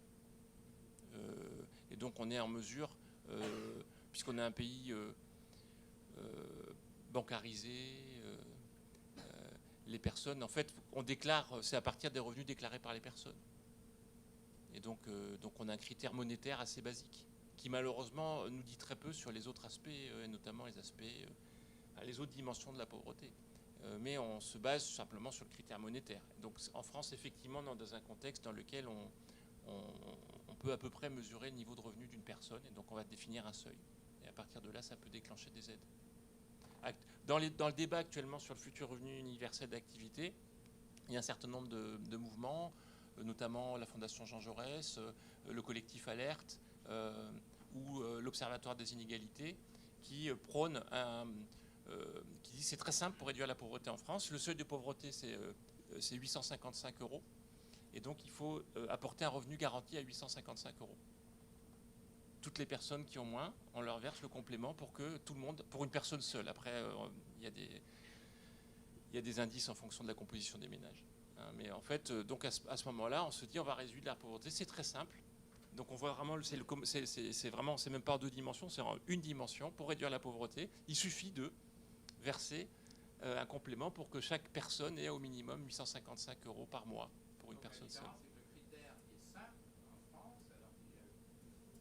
Comment vous mesurez les revenus? Enfin, je sais pas, moi je connais moins l'Afrique, mais je sais pas, pour avoir travaillé dans des communautés très pauvres, indigènes, mexicaines, les gens, ils n'ont pas de compte en banque sur lequel il y a leur salaire qui rentre et leurs allocations familiales. En général, c'est beaucoup du cash ou du troc.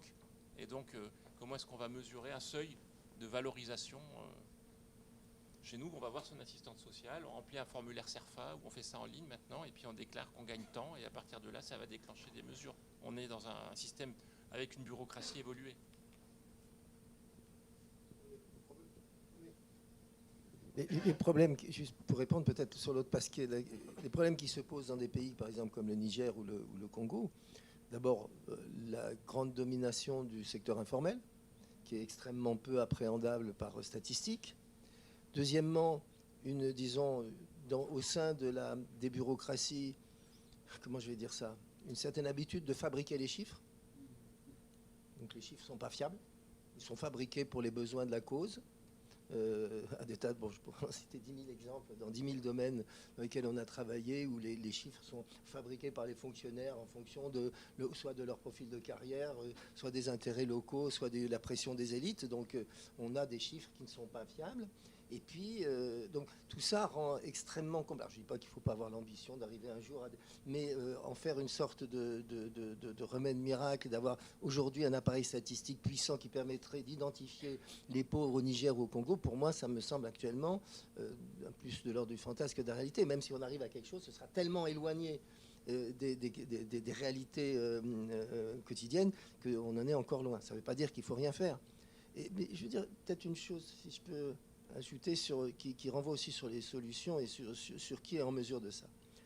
Lorsqu'on avait fait une restitution de nos études sur les transferts monétaires au Niger, on avait une série d'ONG, d'ECO, des gens de différentes institutions qui étaient là, à qui on a dit voilà ce qu'on avait trouvé. Et donc après, ils étaient un peu choqués, disons, enfin un petit peu secoués, et ils nous disent qu'est-ce que vous proposez?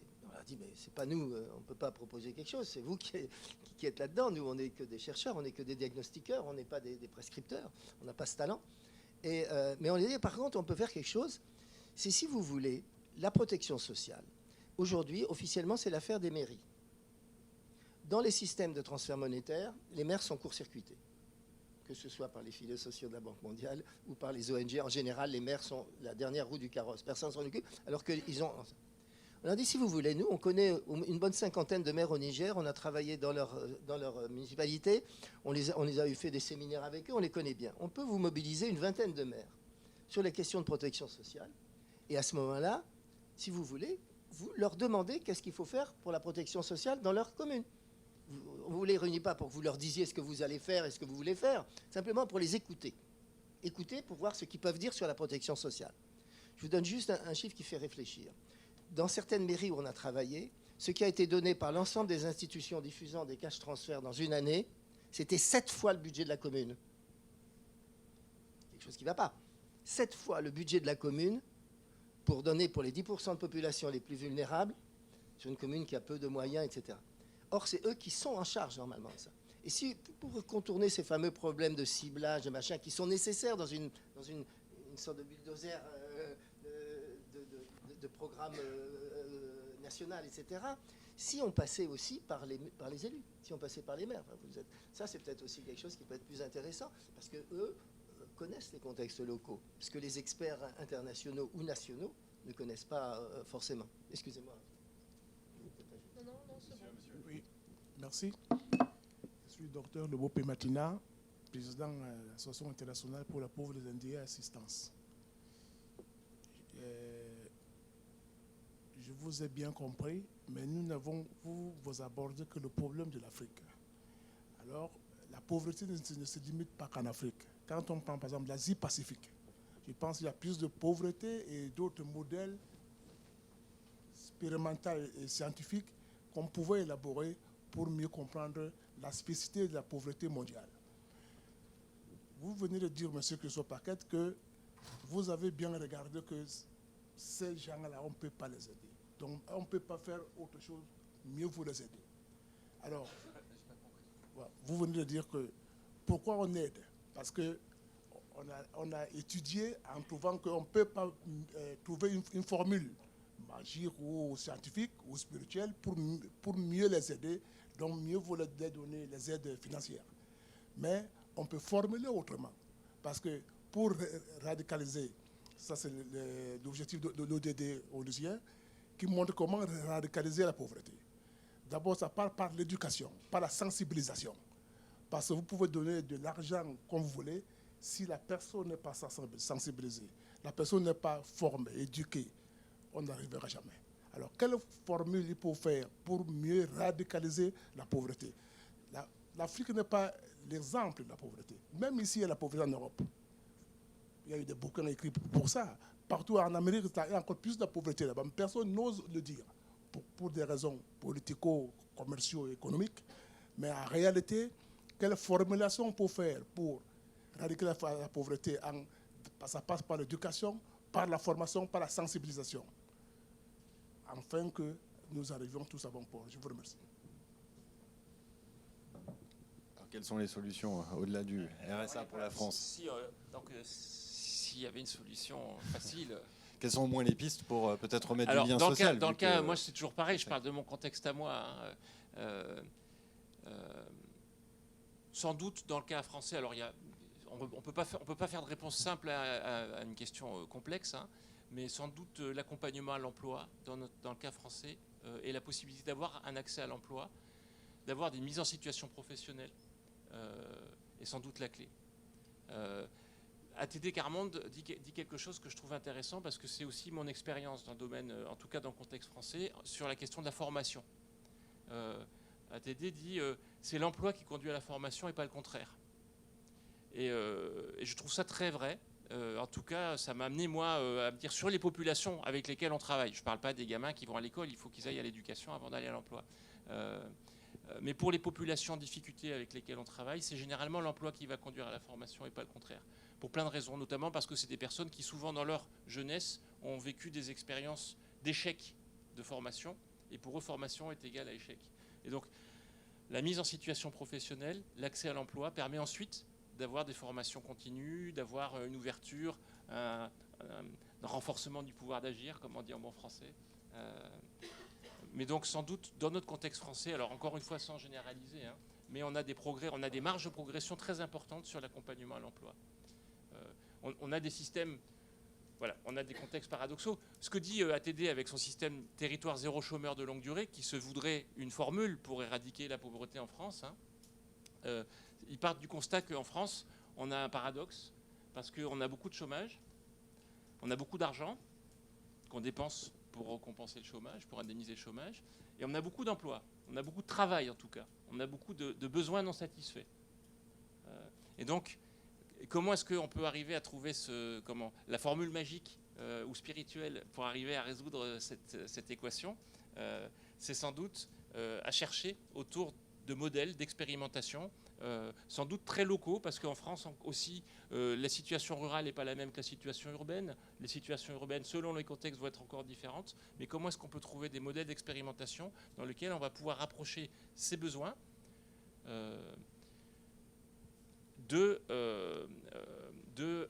à la fois des besoins des personnes de trouver un emploi et trouver un modèle de financement. Sans doute à coût constant, on peut faire beaucoup. On n'a pas forcément besoin de rajouter les 7 milliards estimés par l'Observatoire des inégalités sur un revenu de base. Karine Claire, quelles sont les marges de manœuvre sur lesquelles on travaille à la Banque mondiale? J'avais pas envie de parler de la Banque mondiale juste maintenant. Je vais y venir, mais je pense qu'on parlait du lien social justement et de cette perte de lien. Et ce qui est souvent négligé dans les études et dans ce qu'on voit au niveau de ce qui est valorisé par des décideurs publics, c'est les personnes qui peuvent accompagner, effectivement. Donc, dans les mesures d'accompagnement, dans la politique d'accompagnement, c'est qui est l'accompagnant et comment cette personne peut être valorisée. C'est-à-dire formée, certifiée, bien rémunérée, avoir y compris des formations dans ce domaine. Alors, et après, chaque système est différent. Donc, monsieur a parlé d'éducation, je suis tout à fait d'accord avec lui. Donc, dans l'éducation, qui devraient être les accompagnants? Je ne crois pas que ça peut être juste les professeurs. Je ne crois pas que ça peut être juste le CPE. Là, je parle en tant que Carringler et pas que Banque mondiale. Je parle sur le contexte français.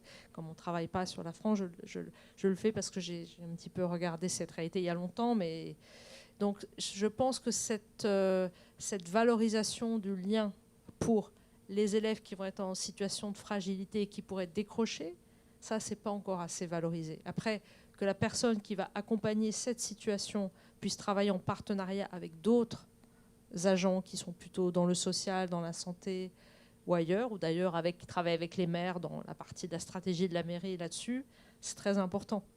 Donc il y a aussi d'après des incitations pour ce travail d'équipe et après que ça soit pris en compte par les décideurs à côté des résultats quantitatifs, comme complément d'action, etc. Donc vous voyez que là, on touche à la culture du service public. Et qu'est-ce qui devrait être, qu'est-ce que c'est le service public? Est-ce que c'est juste les fonctionnaires ou est-ce que c'est des partenaires? Par exemple, au Mexique, ils ont fait un programme très intéressant qui s'appelle Construyete, construis-toi, où les jeunes, dans les écoles, ils en avaient tellement marre de ne pas arriver à avoir des résultats sur les grossesses précoces, sur la violence à l'école, sur la drogue, etc., qu'ils se sont dit, évidemment, le ministère de l'Éducation, c'est un pays très décentralisé, les acteurs locaux, tout le monde était d'accord qu'ils n'y arrivaient pas. Donc ils ont décidé de voir quels étaient les acteurs locaux qui pouvaient les aider, en partenariat. C'est vrai avec une approche résultat, mais ils leur ont donné la flexibilité sur l'approche locale qu'ils devaient faire. Donc par exemple, faire des choses, des activités le samedi, détecter les élèves qui étaient en fragilité, tout de suite travailler avec le programme Opportunities pour pas qu'ils décrochent pas, etc. Donc ce n'est pas seulement le transfert monétaire, ça a été cet accompagnement, cette approche de concertation. Et ça, il faut des gens qui savent opérationnalité et qui savent valoriser ça. Maintenant, pour revenir à votre question sur la marge de manœuvre, je pense que nous, on a beaucoup de marge de manœuvre tant que, effectivement, ces résultats très importants en termes de pauvreté, de capital humain, etc., que oui, on souhaite mesurer parce que c'est notre mission, on est créé pour ça. Tant que les résultats sont atteints, même avec des méthodes pas parfaites, je pense qu'on a les marges de manœuvre. Mais je pense que cette approche pays, géographique, avec toutes les complexités macroéconomiques, institutionnelles, gouvernance, socio-culturelle, c'est ça qu'il faut qu'on ait, plutôt que de parler en termes de choses trop globalisées. Voilà. Alors, est-ce qu'il y a une autre question dans la salle? Oui. Je suis le. Pardon, Ici. pas vu. Oui, je suis le professeur Bounou Fouda. Je suis professeur à l'université Yaoundé 2 au Cameroun. Et je suis le chef de service de la recherche et de la coopération au ministère de l'Enseignement supérieur. Donc je suis toujours d'accord avec, très souvent, d'accord avec Jean-Pierre Olivier de Sardan sur les modèles voyageurs, que nous on appelle les modèles importés, parce qu'évidemment on se pose toujours la question de la cohérence entre ces modèles et ce qui se voit sur place. Donc il faut toujours essayer. Mais il y a quand même un point qui me fait tiquer, c'est la question du ciblage ou de l'identification. Je pense qu'à un moment donné, il faut quand même s'engager. C'est-à-dire que ce n'est pas parce que c'est compliqué qu'il ne faut rien faire. La question, il a parlé de la question de l'économie informelle. Oui, il faut résoudre les problèmes d'économie informelle. Il faut identifier, il faut trouver des solutions, il faut trouver des moyens. Et d'ailleurs, même pour revenir à la question de l'identification ici en France, on se rend compte que là, en septembre, il y a les modèles en termes d'identification du niveau de revenu qui ont changé. C'est-à-dire qu'avant, on ne prenait pas en compte la question du patrimoine, mais les nouveaux relevés introduisent la question du patrimoine dans la définition du seuil de bénéfice soit de la prime d'activité ou du revenu de solidarité, le RSA. Donc il faut, le système est en constante mutation. Alors ma deuxième préoccupation concerne ce que Karine Claire a appelé l'analyse globale en termes concernant l'efficacité du dispositif. C'est-à-dire qu'en fait, il faut analyser la probabilité du succès d'un dispositif, pas seulement par rapport au dispositif, mais par rapport à son environnement global. C'est la question de l'efficacité conditionnelle. Oui. Et là, du coup, je me suis dit, mais peut-être qu'au niveau de la Banque mondiale, pourquoi est-ce qu'on n'a pas analysé d'autres questions de coûts d'opportunité, d'usage, pour voir quelle est la meilleure utilisation, la meilleure haute utilisation possible des ressources. Sur le temps, puisque notre ami a dit tantôt qu'on a beau faire des transferts de ressources, si on est dans un contexte où on est à un état faible, où il n'y a pas d'éducation, il y a la corruption, cela pose un problème. Donc, qu'est-ce qui peut être fait en priorité avant, probablement, en fait, il faut peut-être établir une hiérarchie ou une hiérarchisation en termes de dispositifs pour améliorer l'efficacité d'un dispositif, par exemple, du cash transfer. Sinon, on va se retrouver en train de mettre en place des ressources, des moyens, mais dans un contexte qui n'est pas propice. Donc, c'est un peu ça ma préoccupation. Merci. Allez-y. Merci beaucoup pour la question. Juste une parenthèse, justement, au Cameroun, c'est intéressant parce que là, il y a eu une évaluation d'impact avec des méthodes quantitatives et qualitatives. Et le ciblage pour le programme des filets sociaux au Cameroun a une approche à la fois proximiste, donc approximative, mais aussi une méthode communautaire. Et ça, c'est ça la richesse. Et le Cameroun, du coup, a cette spécificité. Mais justement, je suis tout à fait d'accord avec vous. Et donc, dans l'extrême nord du Cameroun, la contrainte, ça ne va pas être seulement forcément une contrainte financière. D'accord. Socio-culturellement, il va aussi y avoir des normes très importantes qui vont peser sur le rôle de la jeune fille, ce qu'elle doit faire après ses 13 ans, dans certaines de ces communautés-là. Donc il y a aussi tout un travail à fond de terrain à faire avec les leaders sociaux, religieux. Je le dis très respectueusement, mais c'est parce que c'est même des gens de l'extrême nord qui me le disent, et j'ai pu voyager là-bas, etc. Donc je pense qu'effectivement, il faut analyser quelle est la contrainte. Dans un autre domaine, les filles, après la première menstruation, il n'y aura pas de latrine séparée. Donc ce qu'il faut faire, c'est l'assainissement. Ce n'est pas juste le transfert monétaire. D'accord ? Et si on fait juste le transfert monétaire, on ne va pas y arriver. Et si dans la classe, il y a 150 élèves et qu'on ne résout pas les problèmes d'offres éducatives, on ne va pas y arriver. Donc vous avez tout à fait raison. Ce qu'il faut, c'est, dans le contexte-là, c'est analyser quels sont les binding constraints, quels sont les obstacles par rapport aux résultats attendus. Après, il faut bien se définir l'objectif. Il ne faut pas se tromper d'objectif. Ça doit être un objectif auquel, vraiment, collectivement, il y a un consensus. Dans le nôtre, c'est une mission qui est assez claire. Mais après, voilà, chacun pour ses objectifs. Juste pour dire que je suis d'accord avec vous. Il faut bien se poser les bonnes questions. Et bien analyser le contexte, et même à l'intérieur d'un pays géographique, puisque ça ne sera pas du tout la même chose maintenant, ce qu'on voudra faire à Douala ou ce qu'on voudra faire dans l'extrême nord. Il y avait une autre question par ici, voilà. Oui, je suis étudiante du développement à l'IEDES, Institut du développement de la Sorbonne. Et je viens d'un pays en développement, du coup.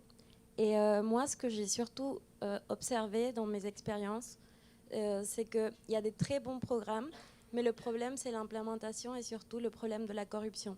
Du coup, je voulais vous demander, parce que vous avez parlé, madame, qu'il existe des règles par rapport vis-à-vis des projets qui involucrent des peuples autochtones, si j'ai bien compris. Et je voulais savoir, du coup, si des mécanismes existent pour contrôler l'utilisation des fonds qui sont prêtés pour le financement de ces programmes. Je peux répondre ? Oui, tout à fait. Donc, en fait, je ne vais pas aller en détail, mais une fois que le prêt est accordé, ensuite, le prêt n'est pas décaissé d'un coup. Il est décaissé sur la base de demandes de non-objection de la part des entités qui gèrent le projet, et la banque doit vérifier que les règles de procédure d'achat, les règles de gestion financière, ça passe par le recrutement, etc., sont respectées. Suivant les montants, il n'y a pas toujours la revue systématique à chaque transaction, sauf quand c'est un pays à risque. Et en fait, la corruption, elle se fait quand dans certains pays, on sait que le risque de corruption est élevé. Et là, on regarde chaque transaction. Donc il y a des équipes en fait, de projets, de gestion fiduciaire, etc. Maintenant, la corruption, c'est un problème aussi très élevé. On a parlé tout à l'heure de perception de corruption, on a parlé d'incitation pour des gens qui sont mal payés ou qui veulent faire partie de la rente. Ça, c'est des problèmes beaucoup plus complexes qui ne peuvent pas être résolus au niveau d'un projet. Moi, je vous ai donné ce qu'on fait au niveau d'un projet. Après, il y a un dialogue pays pour les problèmes plus structurels qu'il faut comprendre, dont a parlé M. de Sardan. Allez-y, monsieur. Bonsoir. Ma question, en fait, elle va tourner autour des modèles voyageurs. Est-ce que les bailleurs de fonds, comme la Banque mondiale, ont vraiment appris des résultats très modérés des modèles voyageurs, notamment, par exemple, du microcrédit avec le modèle de la Grameen Bank au Bangladesh, le modèle des transferts conditionnels avec la réussite de Progressa au Mexique? Parce qu'actuellement, on est en train de voir émerger en fait, les services financiers sur mobile, en se basant notamment sur la réussite de ces services-là en fait, au Kenya, en occultant en fait, le contexte particulier du Kenya avec un opérateur de téléphonie mobile, Safaricom, qui dispose des monopoles, occultant aussi le contexte des liens sociaux particuliers du Kenya. Et ce qu'on est en train de voir, en fait, c'est qu'il y a un discours en fait, qui est en train de tourner sur ça, des bailleurs de fonds, notamment de la Banque mondiale, pour aller vers plus de services financiers sur mobile, pour essayer un petit peu de lutter contre pour aller vers une meilleure inclusion financière des populations, notamment du Sud. Est-ce que, moi, en fait, c'est ma question, elle tourne autour de ça. Est-ce que les bailleurs de fonds, comme la banque, ont-ils vraiment appris des résultats très modérés en fait, des modèles voyageurs? Merci. Je crois que oui, et dans le cas de l'inclusion financière, doit se poser la question du niveau de concurrence qu'il y a dans le secteur digital.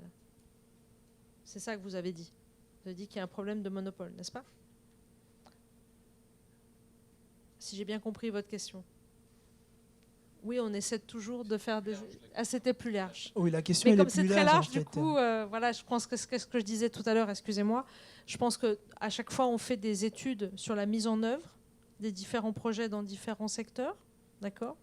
Ces études doivent être spécifiques au contexte, et parfois, dans certains pays, il faut eh bien, qu'il y ait des obstacles qui se présentent pour qu'on apprenne et après qu'on essaie de ne pas répéter la même erreur dans les autres pays.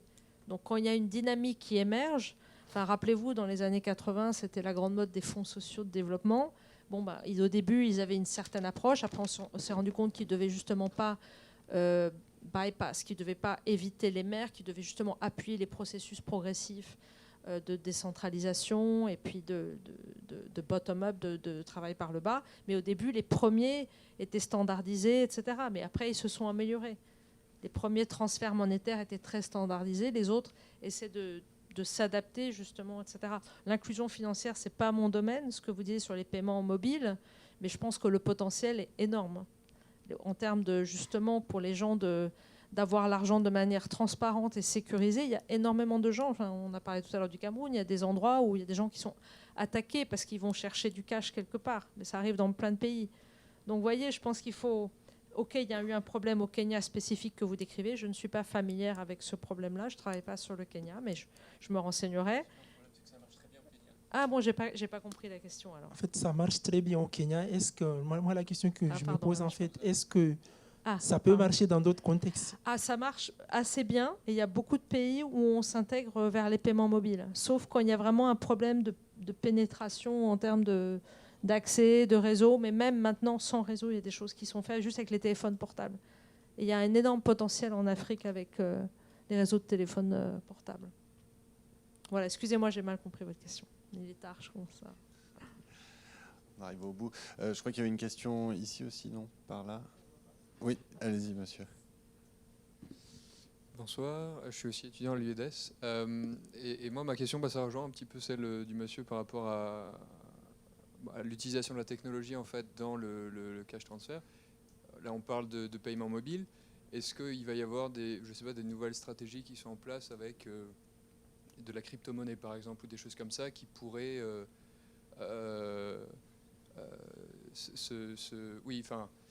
qui pourraient être mises en place dans des situations où en fait ça marcherait mieux que juste du cash, et du coup il y aurait peut-être j'ai un peu du mal à formuler ma pensée là, mais il y aurait peut-être un moyen de vérifier que l'argent va bien là où il est censé aller, de manière plus adéquate, peut-être moins de corruption aussi, puisqu'on peut le tracer beaucoup plus facilement. Voilà, Tout à fait. Il y a une démarche qui va de là. Et en fait, je vous encourage à aller sur, si vous faites un simple, je ne vais pas nommer Google parce qu'on va dire que je vais de la...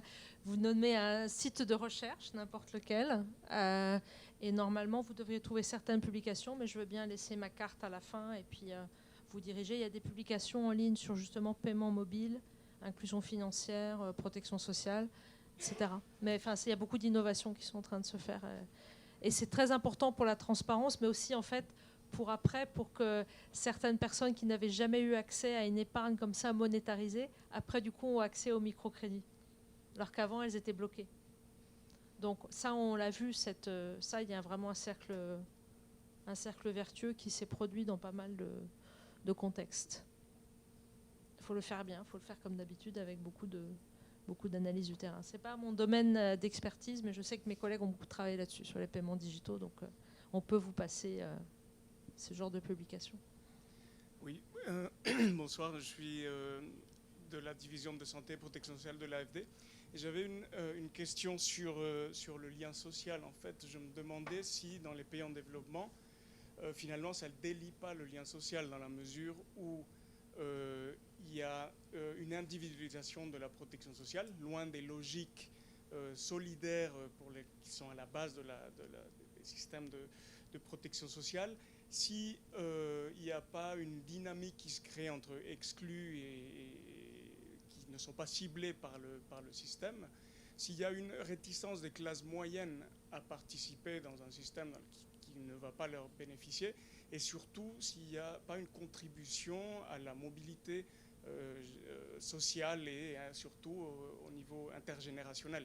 Donc est-ce que ce n'est pas une raison suffisante pour remettre en cause ce système d'un point de vue au moins du lien social et penser à sortir de cette logique individualiste, microisée de la protection sociale et ciblée qui a du mal à faire ses preuves? Alors oui, bien sûr c'est très compliqué. C'est un propos qui est souvent tenu, je vous l'ai dit tout à l'heure, c'est-à-dire que beaucoup de gens expriment une réticence vis-à-vis des systèmes de transfert monétaire en disant ça va déliter les formes locales de solidarité, et les gens vont dire vont dégager enfin le problème vers des systèmes d'assistance extérieure. Alors c'est assez difficile, je disais aussi, d'avoir un effet, de savoir ce qui se passe vraiment au-delà de ces représentations. Mais ce qui est vrai, c'est que ça pose le problème de l'articulation de ces systèmes d'assistance par rapport aux formes locales d'assistance qui existent déjà. Et alors que ça peut être aussi bien des assistances nationales qui existaient que des formes de solidarité locale. Le problème des transferts monétaires, c'est qu'ils arrivent un peu tous clés en main sans se préoccuper de ce qu'il y avait avant. Et ils installent une nouvelle architecture. Ils installent une architecture totalement à eux, avec leurs règles du jeu, leurs ressources, leurs moyens, et ils implantent ça dans un ministère ou bien dans une ONG. Et n'est pas pensé l'articulation avec ce qui existait déjà, forme par exemple le travail des assistantes sociales, comment ils travaillaient avant ça. Il y a une articulation entre aller voir ce qu'on appelait les indigents, qui était le boulot des assistantes sociales. Tout d'un coup, pouf, ça doit basculer vers autre chose de complètement différent. Et l'articulation n'est en général pas du tout pensée par ça. Deuxièmement, avec les mécanismes de solidarité locale. Alors, la solidarité locale, elle est de plusieurs types. Soit elle peut être de solidarité de type familial, c'est un phénomène évidemment connu sur la famille élargie. Soit peut être une solidarité vicinale, celle des voisins.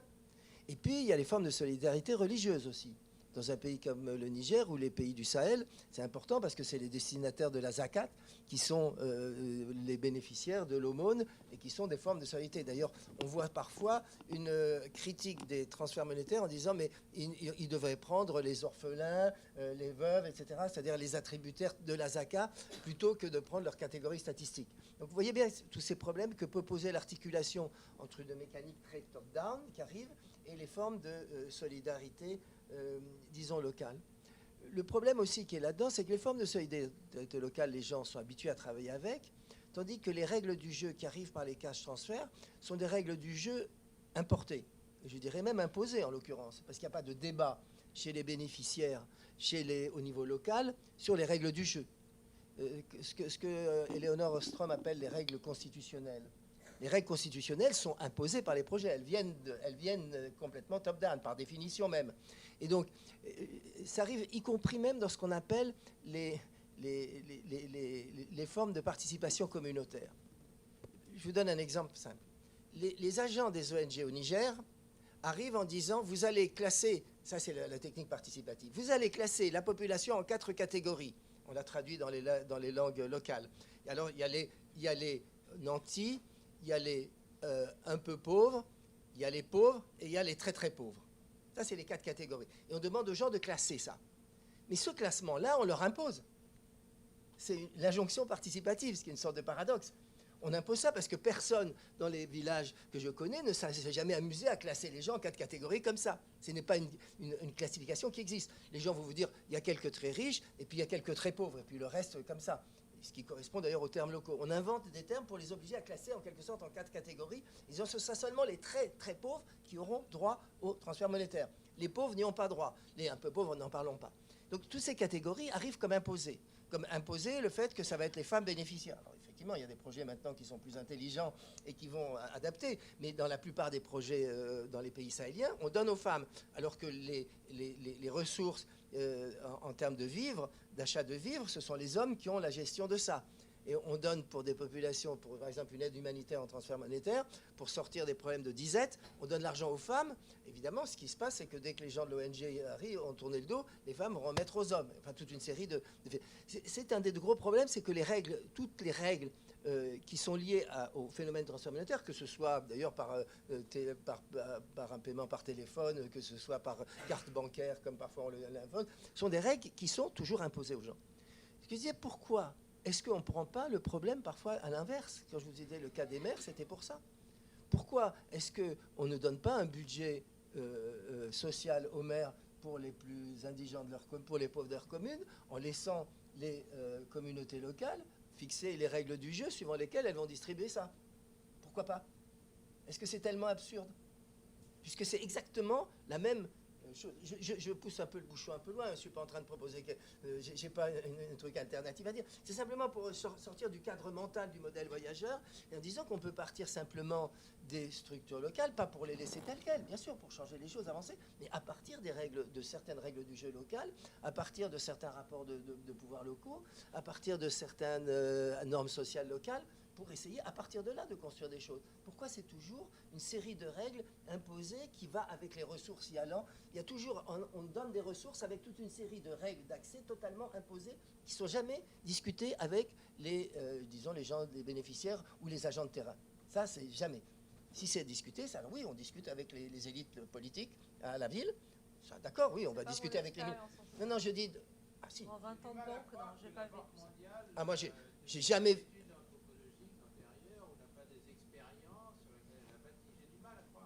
En 20 ans de Banque mondiale, non, j'ai pas vécu ce que décrit M. de Sardan. Quoi? Attendez, il n'y a aucun projet de transfert monétaire, que nous avons analysé au Niger, on en a analysé une vingtaine, on a analysé aucun dans lequel il y a eu un débat préalable sur les règles du jeu avec les populations locales. Aucun. On est obligé d'aller dans chaque commune où le projet est en train d'être préparé et d'avoir des discussions, ce qu'on appelle toutes les parties prenantes dans ces communes-là. Enfin, ça, on n'a pas la même expérience. Voilà, je suis désolée et je pense qu'il faudra apprendre des pays où vous avez eu cette expérience, en tout cas projet Banque mondiale. On va prendre une toute dernière question avant de conclure. Madame là-haut qui attend depuis longtemps. Et puis Bien entendu, nos intervenants seront ravis de compléter la discussion après la table ronde. Allez-y, madame. Je m'appelle Régine Gillet, je suis juriste en droit social et spécialisée sur les questions de l'emploi-formation. Alors, ma question concerne plutôt l'intérêt finalement de tous ces outils qui viennent de l'extérieur et qui, quelque part, peuvent contribuer quand même à l'irresponsabilité des gouvernements, notamment dans les pays africains. J'ai bien peur que finalement tous ces outils empêchent finalement ces dirigeants de réfléchir sur des produits qui correspondent à la demande de leur population, mieux que tout autre chercheur du monde entier ou tout autre anthropologue ou historien. Ils connaissent leur contexte, on parle du contexte depuis le début, ils sont les experts de ce diagnostic et laissez-les réfléchir, apporter des produits qui sont adaptés à leur population. Donc, voilà, je pense que, à force de vouloir les aider, on les rend plutôt irresponsables et ce n'est pas du tout un cadeau pour leur population. Je vous remercie. Pour conclure en quelques mots. Non. Ce sera le mot de conclusion alors, sous forme de questions et d'ouverture. Merci beaucoup, madame, et merci à tous de votre attention. Merci aux intervenants pour leurs différents éclairages sur cette question des aides sociales et des transferts. Merci.